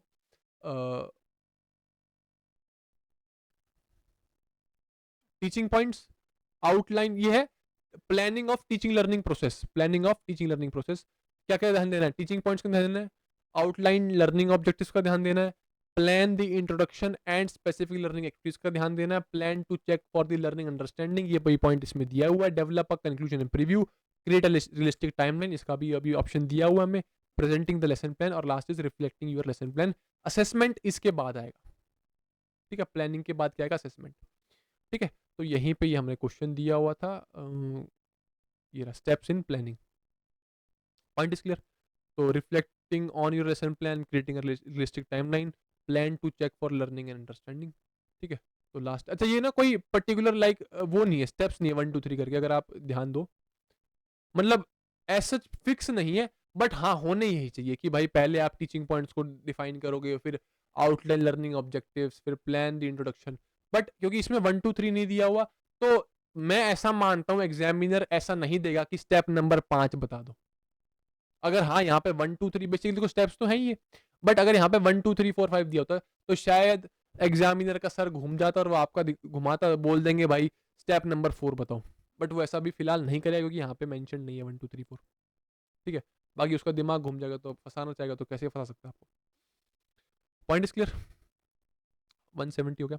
171, one of the key areas that must be incorporated in teacher education programme is, ये पता है क्वेश्चन है बहुत सुंदर। शिक्षक शिक्षा कार्यक्रमों में शामिल किए जाने वाले प्रमुख क्षेत्रों में से एक है अधिगम के समाज शास्त्र की समझ, दूसरा भाषा और साक्षरता अधिग्रहण की प्रक्रियाओं के बारे में वर्तमान ज्ञान। पहली बात, अगर आप देख पा रहे हो तो ये जो बात करी गई है टीचिंग एजुकेशन प्रोग्राम्स के अंदर, मतलब कि हम कौन सी चीज डालें, कौन सी चीज डालें, है ना। शिक्षक शिक्षा कार्यक्रम में शामिल किए जाने वाले प्रमुख क्षेत्रों में से एक है डेट मस्ट बी इनकॉर्पोरेटेड, जो कि डाली जाए। थोड़ा सा हिंदी में गलत लिखा हुआ है। अब पहली बात, बेस्ड ऑन क्वेश्चन की लैंग्वेज आप ये समझ जाओ कि ये दोनों उत्तर नहीं है, लिखा हुआ है one of the key areas. इसके होंगे 2 से 3 की एरिया की एरियाज होंगे, बट ऑप्शन में पूछ लिया है one of the key areas, तो कहने का मतलब ये पहली बात कि इसका बोथ 1 एंड 2 तो हो नहीं सकता। क्वेश्चन की एक याद करो, पिछले जो क्लास में उसमें ऐसा कुछ क्वेश्चन दिखा था हमें वन ऑफ कुछ करके, समझ पा रहे हो। इसमें पूछा one of the key areas, मतलब कुछ होंगे की एरियाज इसके जिसमें से एक ही है। अब चाहे तो ये पहला मिलेगा, चाहे दूसरा मिलेगा, चाहे दोनों नहीं मिलेंगे, तो अब ये 3 ऑप्शन आपके पास आ गए। ठीक है, डिपेंडिंग अपॉन अनटिल और अनलेस ऑप्शन की जो लैंग्वेज है वो नेगेटिव नहीं है तो नीदर वाला भी नहीं मिलेगा, क्योंकि डी ट्रिपल एस बी वाले जो जितने भी एग्जामिनर्स हैं वो ऐसे नहीं करते कि जबरदस्ती खुद से क्वेश्चन बना दिया, they just copy and paste. वो कभी भी कोई भी क्वेश्चन खुद से नहीं बना के देगा आपको, इसलिए हर क्वेश्चन का मेरे पास सोर्स है कि कौन सा क्वेश्चन कहां से उठाया गया है। समझ पा रहे हो, मैं प्रेजेंट कर पाता हूँ कि हाँ भाई ये क्वेश्चन यहाँ से उठाया गया है। तो सिर्फ ओनली 1 बचा, ओनली 2 बचा। अब मैं आपको लेके चलता हूँ एक मेन चीज में। देखो ऑप्शन तो एलिमिनेट में आपको करवा ही दिए, तो जहां पे आपको शायद कुछ ना आ रहा था तो अब कुछ भी आ जाए, कुछ तो आ सकता है। टेक्स्ट बुक पर आपने पहले ऑलरेडी ये क्वेश्चन टेक्स्ट बुक पर दिया हुआ है, जो कि क्वेश्चन नंबर 11 है यहाँ का। इस पे उत्तर गलत दिया हुआ है बोथ 1 एंड 2। तो ये जो 48% बच्चे हैं गलत है। प्लस होप सो आप में से काफी सारे बच्चों ने ऑलरेडी एग्जाम शिफ्ट अटेम्प्ट कर ली हो, और डिपेंडिंग ऑन दिस सॉल्यूशन आपने इसका मुझे उत्तर दिया हो, जो कि ये सॉल्यूशन बिल्कुल रद्दी है, ये सॉल्यूशन किसी काम का नहीं है। समझ पा रहे हो इस बात को? तो आपने जितना भी बोथ 1 एंड 2 लगाया है, तो मेरे ख्याल से इसी को देखते हुए या फिर इस पर्टिकुलर शिफ्ट को देखते हुए लगाया है। इस बात को मैं समझता हूं, बट इन दोनों में से एक ही उत्तर है। अब ध्यान सुनना, ये है क्वेश्चन नंबर 171, एक बार मैं देख लो तो कहां लिखा हुआ है। ये है नेशनल फोकस ग्रुप इंग्लिश की किताब, जो कि एनसीईआरटी ने पब्लिश करी थी, उस किताब में है। ध्यान से देखना एक बार, रुको। इस किताब में position paper national focus group of teaching English, जो कि एनसीईआरटी पब्लिश करता है। ठीक है, डिट्टो लाइन यहां से उठाई गई है। इसका मैं आपको कंटेक्स्ट समझा दूंगा, कहां से क्या मतलब किस बारे में बात करी गई है। तो अगर आप ध्यान देना, पेज नंबर 24,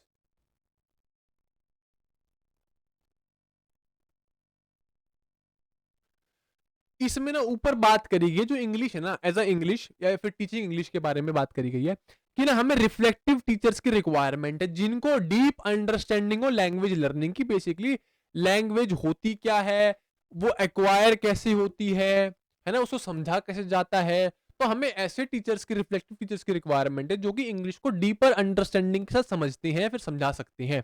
तो इसके लिए बोला गया कि हमें प्री सर्विस और इन सर्विस करिकुलम में रीस्ट्रक्चरमेंट करना पड़ेगा, मतलब इसमें कुछ ना कुछ बदलाव करना पड़ेगा, ताकि हम ये जो हम चाह रहे हैं कि जो इंग्लिश का टीचर है वो रिफ्लेक्टिव बने, उसके लिए हमें कुछ ना कुछ इसके अंदर क्या डालना पड़ेगा, इनकॉर्पोरेट करना पड़ेगा। तो ये लिखा हुआ है, the current pre and in service curriculum must be restructured to this end. किस एंड में? ताकि जो टीचर है वो क्या बने, रिफ्लेक्टिव बने। Two key areas that must be incorporated in teacher education programmes are. अब देखो आप, उसने क्या कर दिया, उसने उसको एक ऑप्शन देना था, तो उसने टू की एरियाज को बना दिया one of the key areas that must. बिल्कुल बाकी देखो डिट्टो लाइन है, बिल्कुल डिट्टो लाइन, अगर आप मैच करोगे, that must be incorporated in teacher education programme are, that must be incorporated in teacher education programme are. समझ पा रहे हो, देख पा रहे हो कौन कौन से दो के एरियाज हैं? पहला, an understanding of the psychology of learning. Basically हमें टीचर्स को ये सिखाना पड़ेगा कि लर्निंग की साइकोलॉजी क्या है, बच्चा सीखता कैसे है। पहली बात तो हमें सिखानी पड़ेगी कि जो मनोवैज्ञानिक साइकोलॉजी होती है ना, मनोवैज्ञानिक, है ना, मनोवैज्ञानिक रूप से बच्चा कैसे सीखता है, लर्निंग साइकोलॉजी क्या है लर्निंग की, है ना। बेसिकली बच्चा सीखता कैसे, बात ये है बस यहां तक।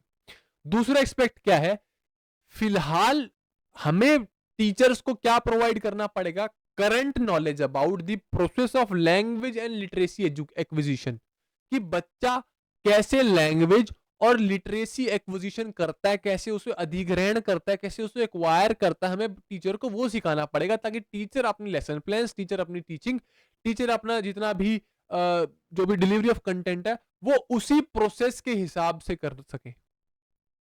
Point is clear? तो ये क्वेश्चन यहां से उठाया गया है। तो आप देख रहे हो क्या है, understanding of the psychology of learning. अब यहां पे इसने एक एडी चाल खेल दी, जो भी होती है एडी चाल, या फिर जो भी, मतलब आपके साथ फरेब कर दिया, understanding of the sociology of learning. पहली बात तो based on sociology of learning, अगर मैं आपको एक कंटेक्स्ट ना भी दिखाता तो you should be understanding that sociology of learning को अंडरस्टैंड करके आप क्या कर लोगे, क्या कर लोगे? अधिगम के समाज शास्त्र की समझ नहीं, हमें अधिगम के मनोवैज्ञानिकता की समझ चाहिए कि वो लर्निंग काम कैसे करती है। बाकी दूसरा, भाषा और साक्षरता अधिग्रहण की प्रक्रियाओं के बारे में वर्तमान ज्ञान प्रोवाइड करना, कि आजकल के बच्चे कैसे लैंग्वेज और लिटरेसी को एक्वायर कर रहे हैं, कैसे सीख रहे हैं, ताकि जो भी उनके लेसन प्लान है उसके अकॉर्डिंग बन सके। तो इसका उत्तर क्या है, ओनली 2। क्या उत्तर है, ओनली 2। ऑफिशियल आंसर की में भी इसका उत्तर ओनली 2 है। तो आप में से जिसने भी ये क्वेश्चन गलत किया, तो मेक श्योर अपनी नॉलेज को अपडेट कर लेना, अकोमोडेट कर लेना इस चीज को, कि बोथ वन एंड 2 ना होके ओनली 2 है। Point is clear. How is keeping individual profiles useful. Individual profiles मतलब पोर्टफोलियो मान लो या फिर बच्चे के बारे में रिकॉर्ड मान लो, किस हिसाब से यूजफुल। व्यक्तिगत प्रोफाइल को कैसी उपयोगी रखा जा रहा है। विद्यार्थियों की प्रगति के बारे में उन्हें माता पिता से शिकायत करने के बाद मदद मिलती है। नहीं भाई, तो ऐसा तो नहीं है कि जिनका काम है कंप्लेन करने के लिए होता, नहीं। It brings together both formal and informal assessment. बिल्कुल ठीक बात है भाई। इसमें क्या होता है, आपके जो फॉर्मल और इनफॉर्मल असेसमेंट है उसका एक रिकॉर्ड हो जाता है, जिसकी वजह से आप जो भी बच्चे के ऊपर अप्रोप्रिएट स्टेप है वो ले सकते हो, है ना। तो इसका बोथ नहीं आएगा, ओनली 2 आएगा। Point is clear. कोई दिक्कत? सबने कर दिया इसका तो, सबने कर दिया होगा। What is the purpose of writing at word level. सिर्फ ये क्वेश्चन नहीं, आगे आने वाली शिफ्ट्स में writing at word level, writing at sentence level, writing at text level, कम से कम हर शिफ्ट में एक सवाल आपको देखने को मिलेगा। जिसने 2019 के सारे पीवाईक्यूज दे लिए उसको पता है ये क्वेश्चन कितनी बार आया है। ठीक है, ये क्वेश्चन भी जो मैंने आपको दिखाया ब्रिटिश काउंसिल की किताब वहां से उठाया गया, बट मैं ऑलरेडी आपको इसमें कोर्स में कवर भी करवा चुका हूँ। बाकी मैं आपको दिखाया था, बहुत आसान चीज है। क्वेश्चन नंबर 13 है, पेज नंबर 44। मैं आपको लेके चलता हूँ पेज नंबर 44। थोड़ा सा मैं रिलैक्स होकर बैठा हूँ भाई, थोड़ा सा अजीब नहीं लगना चाहिए। मैं बस रिलैक्स होकर पढ़ाना चाह रहा हूँ, ठीक है, वरना तो मैं ऐसे बैठूँ। थोड़ा रिलैक्स होकर बैठा, मुझे पता है टाइम ज़्यादा लगेगा, तो मैं ढंग से रिलैक्स होकर पढ़ा सकता हूँ, है ना। Writing activities in story notes. Basically ना, बच्चे को जब आपको राइटिंग सिखानी है तो वो 3 लेवल पे आप सिखा सकते हो। बात यहाँ क्या, जूम आउट करके दिखा रहा हूँ पहले, ठीक है, अब जूम इन कर रहा हूँ। जब बच्चे को आपको, रुको एक बार,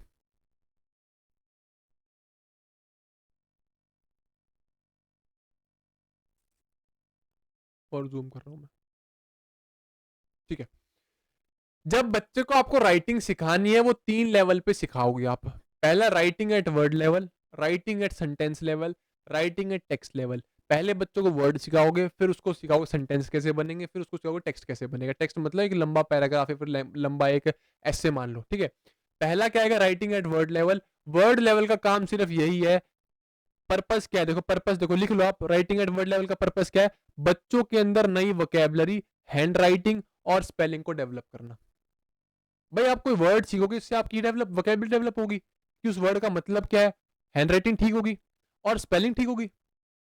कॉमन सेंस वाली बात है, इसमें तो कुछ याद करने का नहीं है, लिखोगे भी नहीं तो तब भी काम चल जाएगा, ठीक है। अब ये एक्टिविटीज हैं, अब इसमें ना सिर्फ वही एक्टिविटीज लिखना जो आपको लगता है कि आप भूल जाओगे, क्योंकि आपने समझ ली राइटिंग एट वर्ड लेवल ये सारी वही एक्टिविटीज हैं जिसमें वर्ड ही लिखवाए जाएंगे आपसे।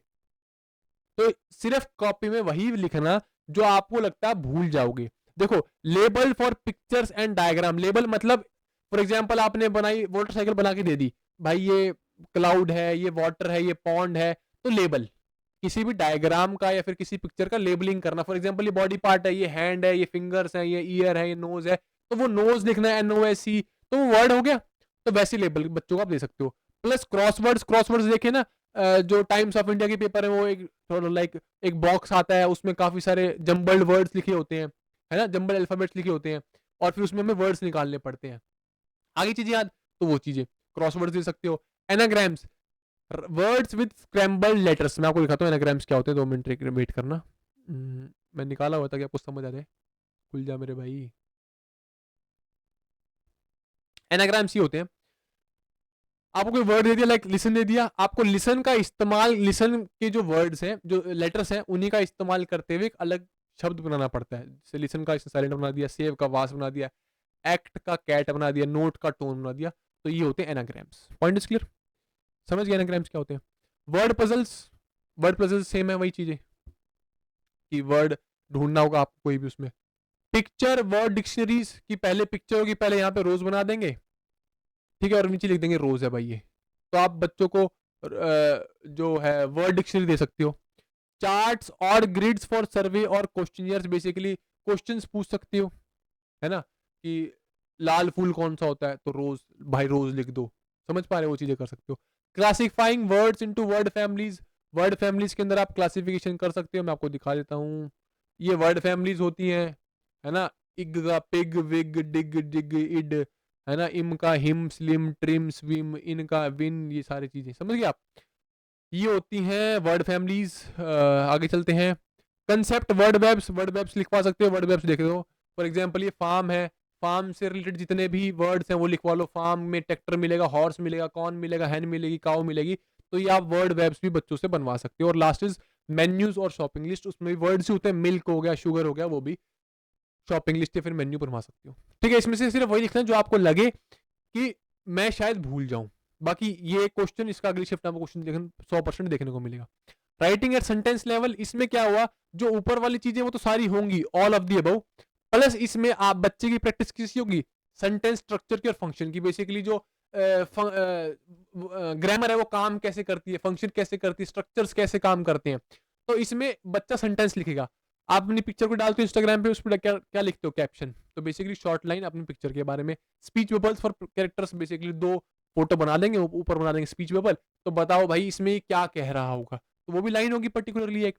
राइटिंग इन्फॉर्मेशन फ्रॉम चार्ट्स और ग्रिड्स, कोई चार्ट आपको दे दिया, कोई ग्रिड दे दिया, तो उसमें से आप इन्फॉर्मेशन कॉपी कर रहे हो, लिख रहे हो, तो ये भी क्या है, writing a sentence level. Writing simple questions for other peoples to answer, आप सिंपल क्वेश्चंस लिख सकते हो ताकि दूसरे बच्चे इसका जवाब दे पाए। और री writing scrambled sentence correctly, basically जो आपके इंग्लिश में आते हैं ना PQRS, वो सब चीजें, ये वाली चीज है ना। बट इसमें क्या सेंटेंस की बात करी गई है, एक पर्टिकुलर सेंटेंस को, like gone she in America, has लगा दिया, तो फिर पूरा उसको उल्ट पुल्ट करके she has gone to America, फिर जो भी है ना। राइटिंग एट टेक्स्ट लेवल, इसमें बेसिकली बच्चा जो ऊपर चीजें सीखी वो सीखता ही सीखता है, प्लस इसके अंदर बच्चा प्लानिंग, ड्राफ्टिंग, एडिटिंग और अंडरस्टैंडिंग लेआउट, क्योंकि उसको पूरा एक बड़ा बड़ा पैसेज लिखना है, तो उसमें आपको एक तो प्रॉपर उसको प्लानिंग करनी पड़ेगी।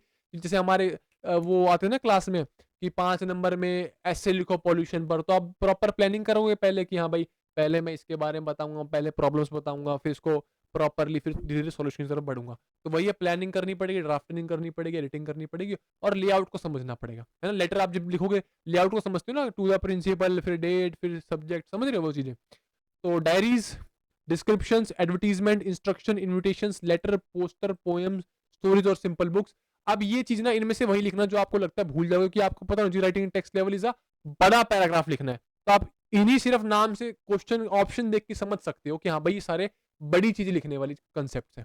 समझ गए, पॉइंट इज क्लियर। तो ये चीज है writing at word level. Word level में हम क्या करेंगे, बेसिकली वोकैबुलरी, हैंड राइटिंग और स्पेलिंग पे ध्यान देंगे, वही लिखा हुआ है new vocabulary, hand writing and spelling. तो इसका उत्तर ये हो जाएगा। तो शायद इसमें से आप में से अभी शायद कुछ कंफ्यूज हो रहे थे, जो कि मैं देख पा रहा हूँ कि यहाँ पे 13वां सवाल, what is the purpose of writing at word level, सिर्फ 28% बच्चों ने से उत्तर दिया है। अच्छा ये देख पा रहे हो, एक नॉस्टैल्जिक चीज बताता हूँ, ये वाली देख पा रहे हो, ये मैंने सेव करा हुआ था अपने टाइम का क्वेश्चन, जब मैं तैयारी कर रहा था आज से 4 साल पहले, जब का सेव किया होता कि मुझे क्वेश्चन मिल ही नहीं रहा था कहाँ से लाया कहाँ से नहीं। बट अब जैसे मैं आपको करा रहा हूँ तो मुझे मिल गया कहाँ से उठाया कहाँ से नहीं, है ना। तो which of the following activities is inviting visitor to the classroom associated with, कक्षा में आंग अंगामतुकों को आमंत्रित करना कौन सी उत्साहजनक गतिविधि होगी। एक्सप्लेनिंग, देखो एक्सप्लेनिंग व्याख्या करना वो आप भी कर सकते हो, उसमें कुछ अलग चीज नहीं है। रिसर्चिंग शोध करना बच्चा खुद करेगा ग्रुप में।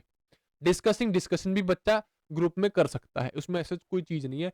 जब आप बाहर से किसी एक्टिविटी के लिए विजिटर को इनवाइट कर रहे हो, वो किस लिए, ताकि वो एक ऑथेंटिक लर्निंग सिचुएशन बना सके, यथार्थ स्थितियों का निर्माण या फिर सूत्रण कर सके, मीनिंगफुल लर्निंग एक्सपीरियंस जनरेट कर सके। फॉर एग्जांपल आप क्लास में किसी फार्मर के बारे में, सीड के बारे में, या फिर खेत के बारे में सिखा रहे हो, तो आप क्या कर सकते हो, अपनी कम्युनिटी से एक फार्मर को बुला सकते हो ताकि वो उनको एक ऑथेंटिक सिचुएशन प्रोवाइड कर पाए।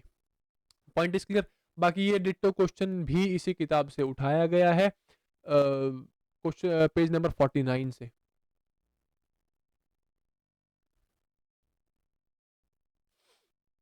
देखो यहीं से उठाया गया भाई, इससे ना काफी सारे क्वेश्चन उठाए गए हैं, बहुत सारे क्वेश्चन। मैं अब बताऊंगा आगे आने वाले आपके लाइक टॉपिक्स में। ये है डिस्कवरी ऑफ लर्निंग। बेसिकली कैसे कर सकते हो बच्चों को, आप कैसे सिखा सकते हो, पहला ऑब्जर्विंग है, फिर क्वेश्चनिंग है, फिर कंपेयरिंग, एसोसिएटिंग है, लिखना मत, कोई जरूरत नहीं है। डिस्कसिंग, रिसर्चिंग, मैं बस आपको दिखा रहा हूँ कहाँ से उठाया है। यूजिंग ऑथेंटिक मटेरियल, और क्रिएटिंग या फिर सोर्सिंग ऑथेंटिक सिचुएशंस, यहाँ से क्वेश्चन उठाया गया। Whenever possible, invite visitors to your classroom.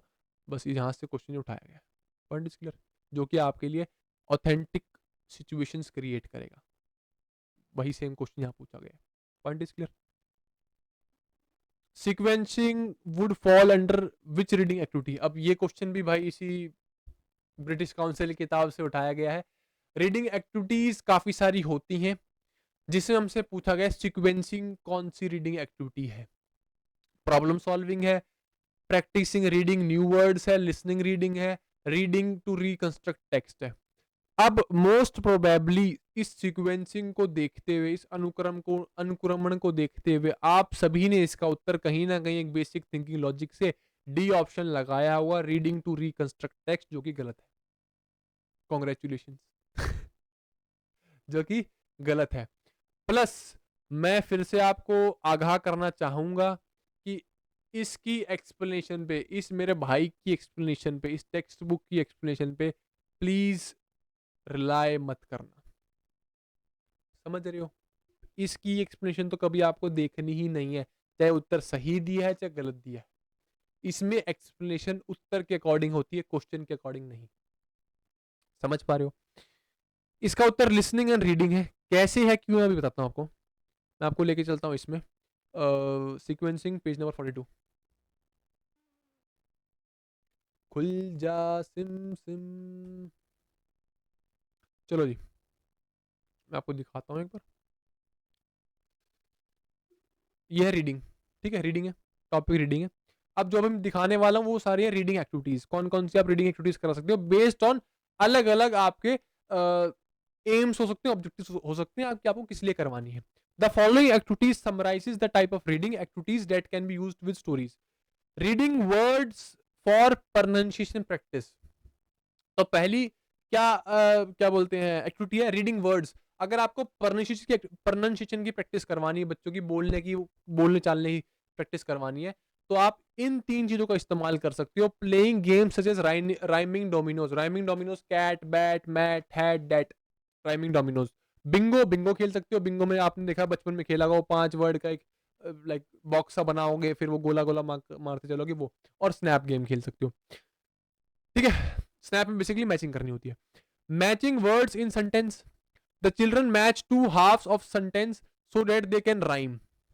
तो वो 2 half of sentence like I gone and you gone, मतलब समझ रहे हो, राइमिंग कर सकते हैं। मैं बना नहीं पाया rhyming. Twinkle twinkle little stars, ये हाफ हो गया। How and what you are, ये सेकंड ये सेकंड हाफ हो गया। तो समझ रहे हो, वो मैचिंग कर सकते हैं सेंटेंसेस की, ताकि जो उनकी प्रोनाउंसिएशन, उनकी राइमिंग वो ठीक हो जाए। Reading allowed.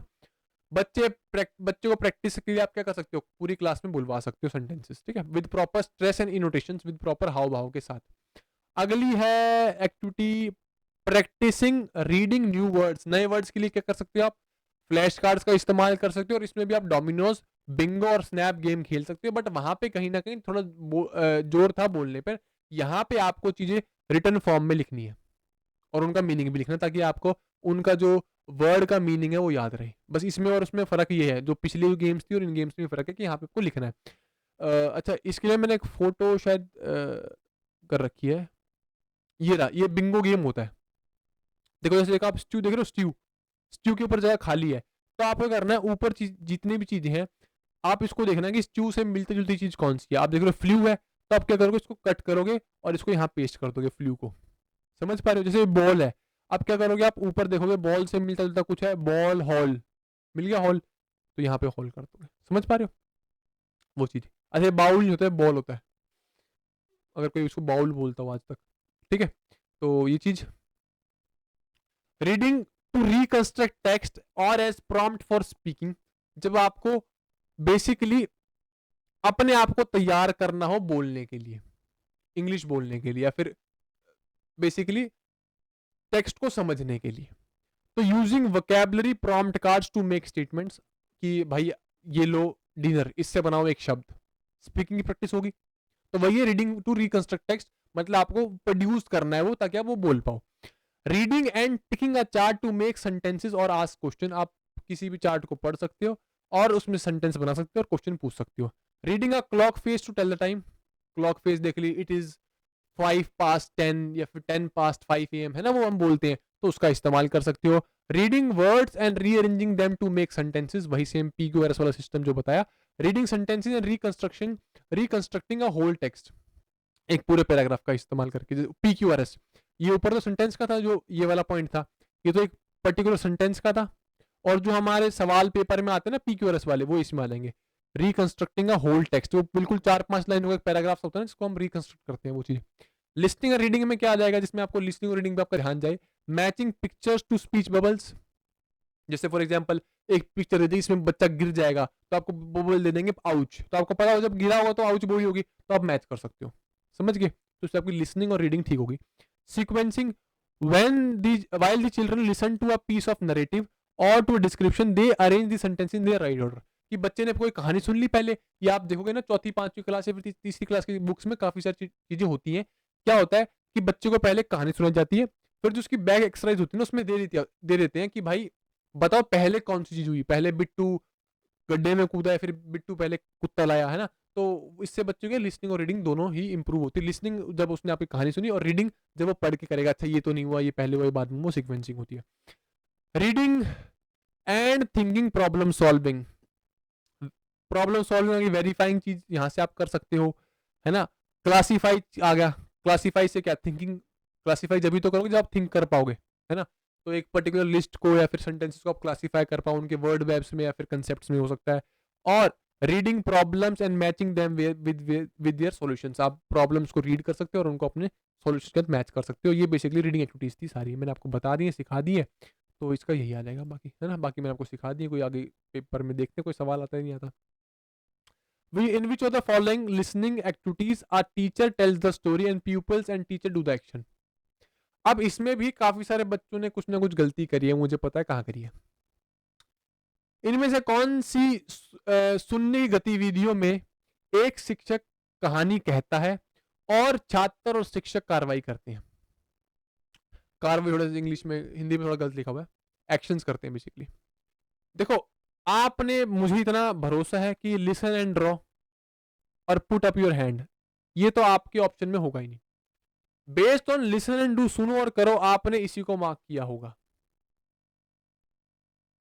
या फिर किसी कुछ बहुत कम बच्चों ने इस माइम स्टोरीज को मार्क किया होगा।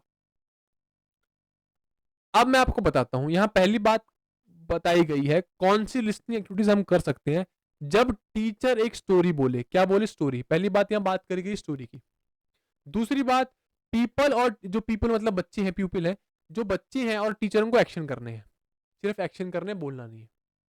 तो ना जो माइम वर्ड होता है, माइम, जो ये माइम वर्ड है, इस माइम का मतलब ही ये होता है जब आप कोई भी चीज दर्शाओ through your actions, through your motor actions, बिना बोले, एंड थ्रू योर एक्सप्रेशन, सिर्फ एक्सप्रेशन का इस्तेमाल करते हुए, सिर्फ अपने बॉडीली मूवमेंट्स का इस्तेमाल करते हुए जब किसी को समझाते हो, दैट इज कॉल्ड माइम। और क्योंकि यहाँ स्टोरीज की बात करी गई है, तो ये होती है माइम स्टोरीज, जिसमें बच्चा पूरी की पूरी कहानी थ्रू अपने एक्शंस और थ्रू अपने एक्सप्रेशन समझाता है। तो इसका उत्तर है माइम स्टोरीज। अब आप कंफ्यूज इसलिए हुए कि यहाँ लिसन एंड डू लिखा हुआ है, तो कहीं ना कहीं यहाँ पे एक्शन की बात करी गई है, तो आप इस लिसन एंड डू में कंफ्यूज हो गए। लिसन एंड डू पता कब होता है, listen and do is only limited to set of instructions like please open the door, उसने सुना, समझा, डोर खोल दिया। Please pick up the pen, है ना, समझ पा रहे हो। Please close the door, please turn off the fans. तो लिसन, सुना और कर दिया। प्लीज सिट डाउन, तो वो एक पर्टिकुलर सेट ऑफ इंस्ट्रक्शंस तक ही सीमित रहता है। Point is clear. इसका उत्तर माइम स्टोरीज, मैंने आपको समझा दिया क्या है क्या नहीं।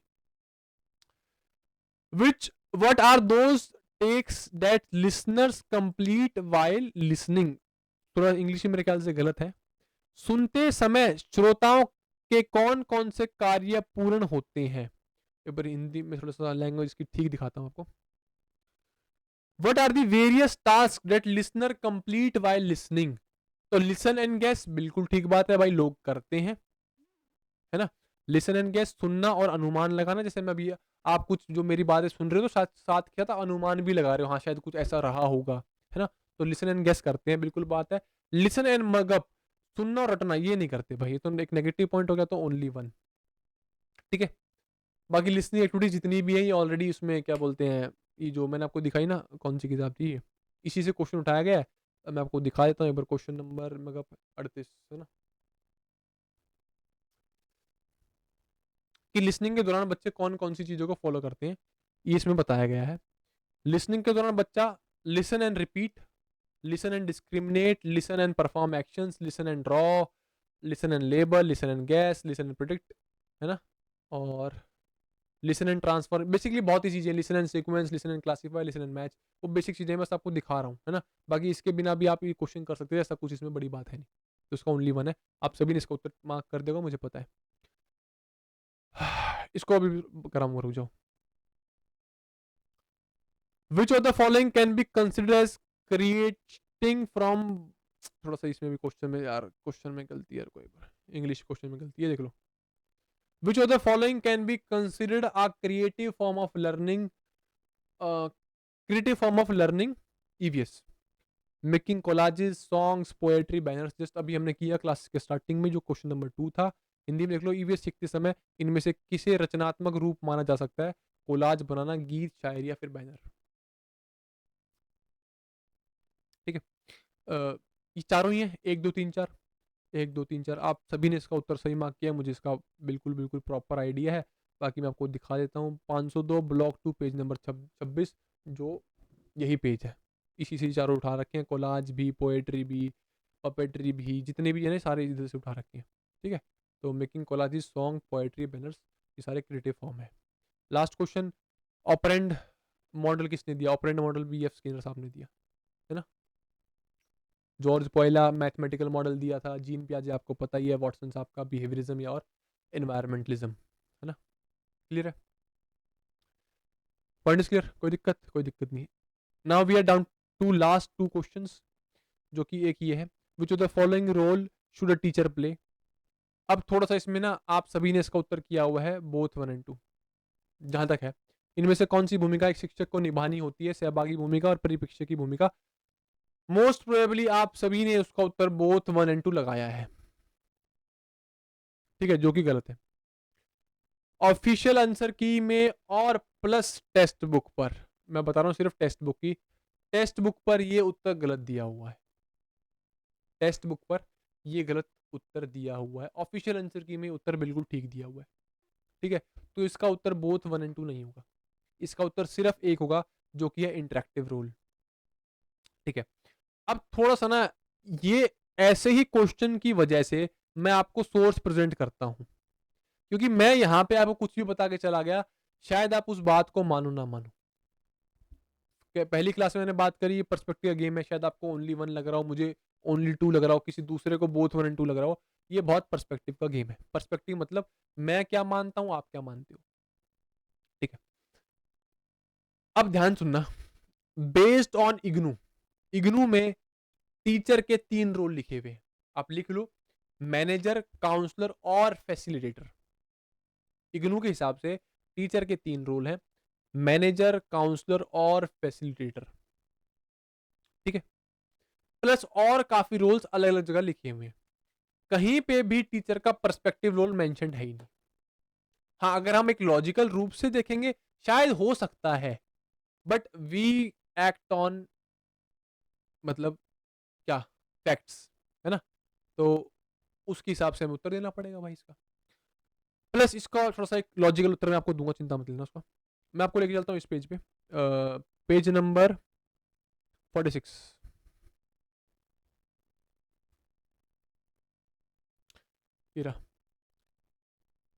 टीचर के बेसिकली 4 मेन रोल्स होते हैं। पहला इफेक्टिव रोल्स, की वो क्या दूसरे बच्चों की वैल्यू करता है, क्या दूसरे बच्चों की नीड्स को समझ पा रहा है, क्या वो इंडिविजुअल नीड्स को समझ पा रहा है कि नहीं पा रहा, प्लस क्या वो बच्चों के लिए एटमॉस्फेयर, कौन सा म्यूचुअल ट्रस्ट और रिस्पेक्ट का एटमॉस्फेयर बना पा रहा है कि नहीं बना पा रहा है, प्लस जो एनवायरमेंट है वो क्या कोलैबोरेटिव और कोऑपरेटिव लर्निंग एनवायरमेंट सेटअप कर पा रहा है कि नहीं कर पा रहा है, क्या वो डाइवर्सिटी को वैल्यू कर रहा है और क्या वो बच्चों को मोटिवेट कर रहा है, ये उसके इफेक्टिव रोल्स है। ठीक है, उसके बाद है प्रोसीजरल रोल्स, जो कि रिलेटेड टू उसकी टीचिंग है, क्या वो बच्चों को सीखना सिखा रहा है, learning to learn, learning to learn का मतलब क्या, सीखना को, सीखना कैसे है वो सिखाना।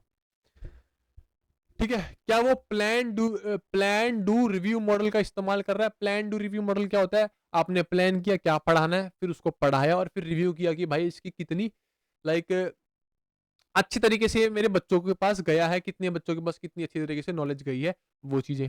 और क्या वो मेटाकॉग्निटिव स्ट्रेटेजीज का इस्तेमाल कर रहा है कि नहीं कर रहा।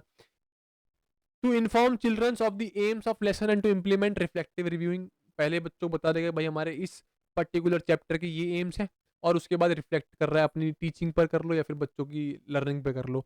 To provide opportunities for self direction and choice, ठीक है, ताकि बच्चा खुद ही चूज कर पाए कि भाई मुझे ये पढ़ना है, मुझे ये पढ़ना है, depending upon person to person teacher कर सकता है।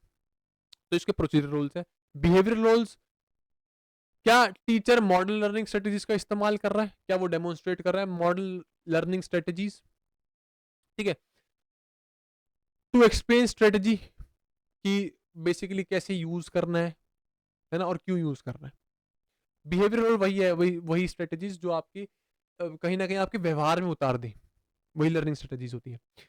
To promote children to use different strategies to encourage children to transfer learning strategies to the task, basically बच्चों को कुछ नहीं है, जब बच्चा सीखेगा तो उसके आप अपने आप बिहेवियर में चीजें आ जाएंगी, और जब बिहेवियर में चीजें आ जाएंगी, जिस पर्टिकुलर टास्क के थ्रू आपने उसको चीज को कोई चीज सिखाई है, वो अपने आप उस चीज को अलग टास्क में इंप्लीमेंट कर देगा। तो यहाँ पे सच इसमें कुछ घबराने वाली बात नहीं है, क्या ये मॉडल लर्निंग स्ट्रेटेजीज है क्या नहीं।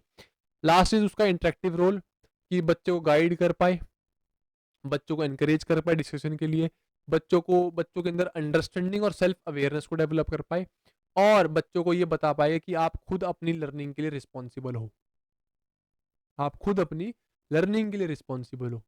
समझ पा रहे हो ये चीज।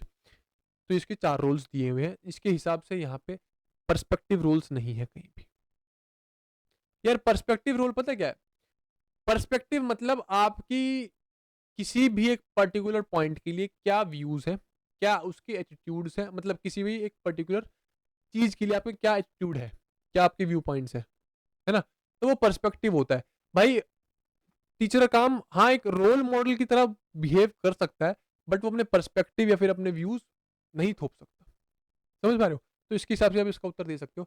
बाकी गॉड नोज क्या करना है क्या नहीं, बट मैंने इसका उत्तर बता दिया।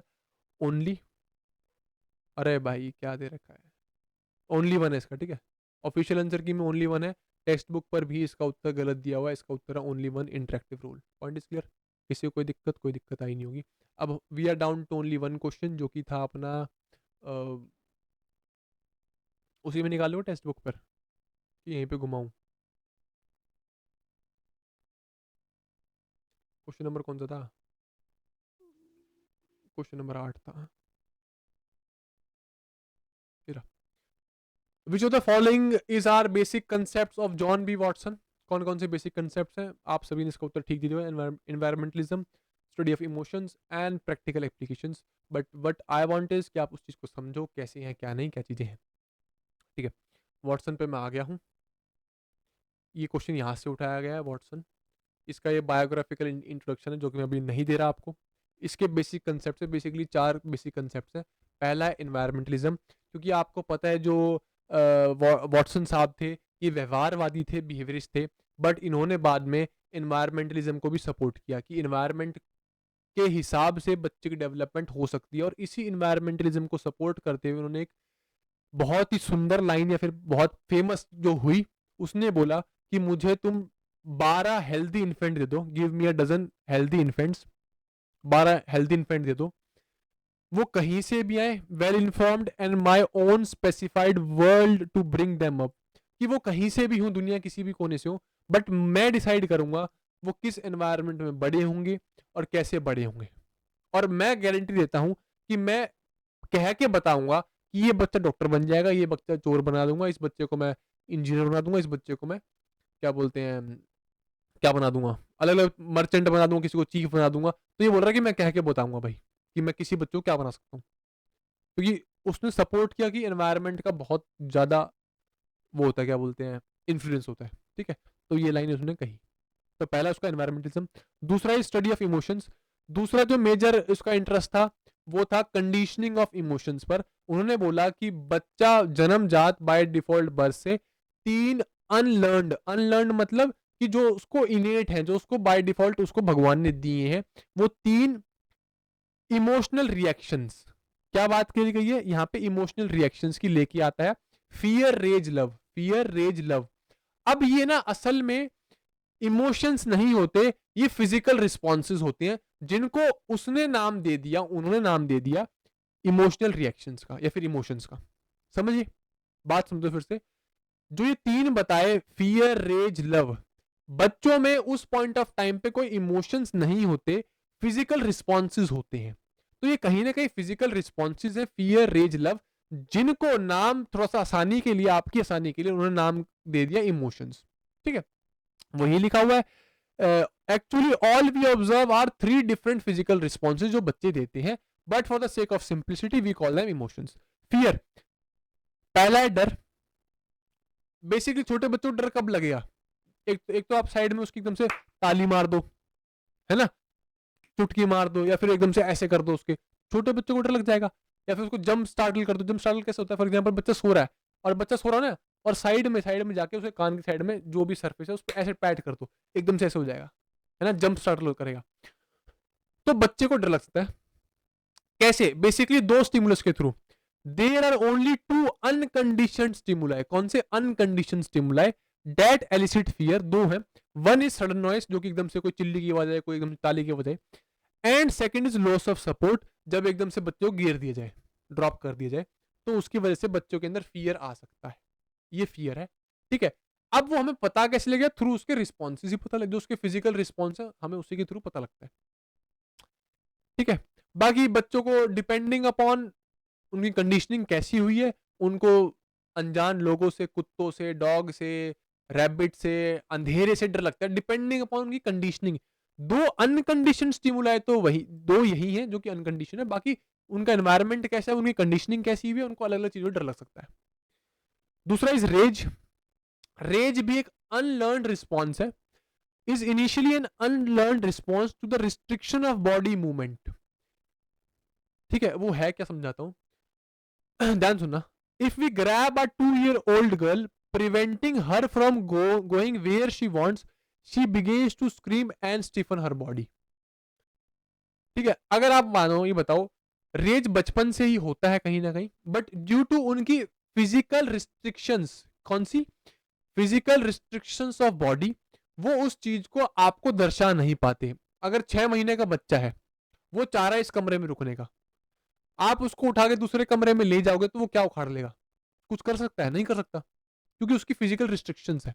बट जैसे ही वो बच्चा बड़ा होगा, और कोई 2 साल की बच्ची है, 3 साल का बच्चा, अगर आप उसको बोले चल बेटा उस कमरे में चलते हैं, तो वो चिंगाड़े मार देगी, वो पूरा फर्श पकड़ लेगी, चिपट जाएगी आपके, नहीं जाना नहीं जाना। क्यों? क्योंकि वहां उसकी फिजिकल रिस्ट्रिक्शंस खुल चुकी हैं, उसके बाद थोड़ी बॉडीली मूवमेंट्स आ चुकी है। Point is clear? तो ये रेज है जो उसमें आता है। अब है all the rage is initially a reaction to one situation being forcibly held. पहले तो एक रिएक्शन ही होता है ना, बट बाद में धीरे धीरे आप उसको बहुत बार बोलोगे चल चल चल, फिर तो रोने लग जाएगी बेचारी, उसका मुंह लाल कर लेगी अपना रो रो के, है ना। अब एक रेज देखने को कहाँ मिलता है? एक रेज देखने को यहाँ मिलता है कि जैसे आप देखोगे कि बच्चा शुरू शुरू में ना, क्योंकि डिपेंडेंट होता है पेरेंट्स पे, तो होता क्या है कि आप सब कुछ, कपड़े वगैरह सब कुछ खुद पहनाते हो, आप बाथरूम से खुद लेके जाते हो, है ना, ताकि वो पोटी वगैरह कर ले, या फिर कुछ भी एक्स वाई जेड काम जो वो आपकी हेल्प के साथ ही कर सकता है, आप वैसे करते हो, क्योंकि उसके पास कुछ फिजिकल रिस्ट्रिक्शंस होती हैं उस टाइम पे। बट काफी सारे बच्चे ऐसे कंडीशन हो जाते हैं कि जब उनकी वो फिजिकल रिस्ट्रिक्शन खुल भी जाती है, मतलब वो खुद से बाथरूम जा सकता है, खुद से अनड्रेस कर सकता है, बट उसको उतनी कंडीशनिंग की आदत पड़ जाती है, फिर उसमें रेज आता है। तो वो भी रेज आने का कारण है, मतलब जो काम आप उसके पहले कर रहे थे और अब वो खुद भी कर सकता है, बट वो अब करना नहीं चाह रहा, तो उसकी वजह से भी रेज आती है। Point is clear? Last is love. Love basically हम through skin touch, skin of touch, बच्चों को थोड़ा क्लोज लाके, है ना, थोड़ा टिकलिंग करके, थोड़ा सा घुमा के, थोड़ा पैटिंग करके लव अपना दर्शा सकते हैं, ये चीज होगी। ठीक है, 3 इमोशंस की मैंने बात बता दी। तीसरा जो उसका कंसेप्ट था, बेसिक कंसेप्ट था, वो conditioning fear in little Albert था। इसने क्या किया, इसने ना वो एक गाना, तुम ही ने मेरी जिंदगी खराब की है, तो इस भाई ने क्या किया, इस भाई ने और एक तो रेनर साहब थे, इन्होंने ना एक अडॉप्ट बच्चा लिया, एक बच्चा अडॉप्ट किया, और कहीं उसको दूर दूर दराज के इलाके में ले गए और उसकी कंडीशनिंग चेक करी। छोटा बच्चा था बेचारा, मेरे ख्याल से होगा 3-4 महीने का होगा शायद, है ना। तो हुआ क्या कि उन्होंने चेक किया कि कंडीशनिंग करनी है इस बच्चे की कि ये चूहे से डरने लग जाए, चूहे से डरने लग जाए। तो अब क्या हुआ, उन्होंने जब चूहा आया तो साइड में ना एक हैमर था इनके पास। क्या था? हैमर। इसमें लिखा भी हुआ है हाँ, पाउंडेड अ बार, ये पाउंडेड अ बार या फिर हैमर था इनके पास, कि जब भी वो चूहा आता वो एकदम से हैमर बजाते उसके कान की साइड में। तो अब क्योंकि उसके पास तीन ही चीज है, फियर, रेज, लव, अब एकदम से आवाज होगी तो क्या फियर आएगा उसके अंदर। अब उसको दिख क्या रहा है? उसको दिखेगा क्या? चूहा दिख रहा है। तो क्या हुआ, इन्होंने इस बेचारे की ऐसी कंडीशनिंग कर दी कि वो चूहे के आखिरी में क्या होने लग गया, वो चूहे को देखते ही डरने लग गया और रोने लग गया और उससे दूर दूर भागने लग गया। ठीक है, कंडीशनिंग फियर लिटिल एल्बर्ट। अब प्रैक्टिकल एप्लीकेशंस में क्या आता है, एक मेजर इनोवेशन जो वॉटसन साहब की ये भी थी, D conditioning of fear. D conditioning of fear में क्या था कि एक बार कंडीशनिंग कर दी, इस बच्चे की जिंदगी तो खराब कर दी लिटिल एल्बर्ट की। अब उन्होंने क्या किया, क्या ये जो कंडीशनिंग है क्या इसको रिवर्ट कर सकते हैं? तो उन्होंने एक चीज दी, डी कंडीशनिंग ऑफ फियर्स। उन्होंने क्या बोला, उन्होंने एक बेसिकली कंसेप्ट दिया, बट ना ये कंसेप्ट इन्होंने किसी दूसरे बच्चे पे अप्लाई किया जो कि 3 साल का हो गया था, पर उसकी कंडीशनिंग भी सेम थी जैसे इस लिटिल एल्बर्ट की करी थी ना। इस बच्चे की जो कंडीशनिंग थी, इस बच्चे का नाम पीटर था, इसी कंडीशनिंग रैबिट के साथ करी हुई थी, सेम कंडीशनिंग करी हुई थी कि रैबिट को देख के डरता था ये। अब क्या किया, इस बच्चे को ना टॉप पे बिठा दिया और धीरे धीरे रैबिट को रखा दूर, रैबिट को यहाँ दूर रखा। अब क्या करते गए, धीरे धीरे धीरे धीरे धीरे आगे लेते आते गए। ठीक है, जिससे जिससे धीरे धीरे क्या हुआ, बच्चे का डर खत्म हो गया। प्लस काफी सारी वीडियोस दिखाई रिलेटेड टू कि बच्चे, वीडियो नहीं मतलब बेसिकली असल में रियल लाइफ एग्जांपल दिखाए बच्चों को रैबिट के साथ खेलते हुए, थोड़ा सा उसका डर वहां से खत्म हुआ। प्लस जब ये एक्सपेरिमेंट किया जो उसकी प्रॉक्सिमिटी है रैबिट के साथ धीरे धीरे कम करी, तो उसका जो डर है वो खत्म होता चला गया। ठीक है, डी कंडीशनिंग ऑफ फियर। अब इसका एक थोड़ा नाम नया टेक दिया और तो क्या किया, इसको हमने बिहेवियर मॉडिफिकेशन कॉल्ड सिस्टमैटिक डिसेंटाइजेशन। तो जो हमने अभी बिहेवियर मॉडिफिकेशन करी, जो डी कंडीशनिंग ऑफ फियर करी, इसे हमने क्या बोला, systematic desensitization. Point is clear? हो गया बात क्लियर? तो environmentalism, study of emotions, practical applications और लिटिल एल्बर्ट पे उसका जो भी तुच्छ सा एक्सपेरिमेंट किया उसने। Point is clear? तो भाई यहाँ पे हमारे हो चुके हैं डिसिप्लिन 4 बिल्कुल फिनिश। मैंने आपको बहुत अच्छी इंसाइट दी है, मुझे एक बार कमेंट सेक्शन में बताना आपको क्लास कैसी लगी। फिर से मैं बता रहा हूँ, ये क्लास बस मेरी मोटिवेशन के बेसिस पे चल रही है, वरना मुझे क्या पड़ी है 1 घंटे 20 मिनट अपने गला फाड़ने की और इतना सोर्सेज ढूंढने की। तो मेक श्योर आप इस वीडियो को लाइक करते जाएं, हाइप भी कर दें, और मुझे हर वीडियो के कमेंट में जरूर बताएं क्लास कैसी लग रही है, कुछ नया सीखने को मिल रहा है नहीं मिल रहा। प्लस इन 20 सवाल में से आपका कितना टोटल स्कोर आया आप मुझे कमेंट सेक्शन में बताएं। कल की क्लास में हम जो डिसिप्लिन 5 है इसके लास्ट के 20 क्वेश्चन को डिस्कस करने वाले हैं और ये भी बहुत अच्छे तरीके से हम करने वाले हैं, कोई दिक्कत आने वाली है। ठीक है, तो चलिए दोस्तों, आपसे मिलते हैं अगली क्लास में, तब तक के लिए जय हिंद, वंदे मातरम, राम राम सभी को, थैंक यू सो मच।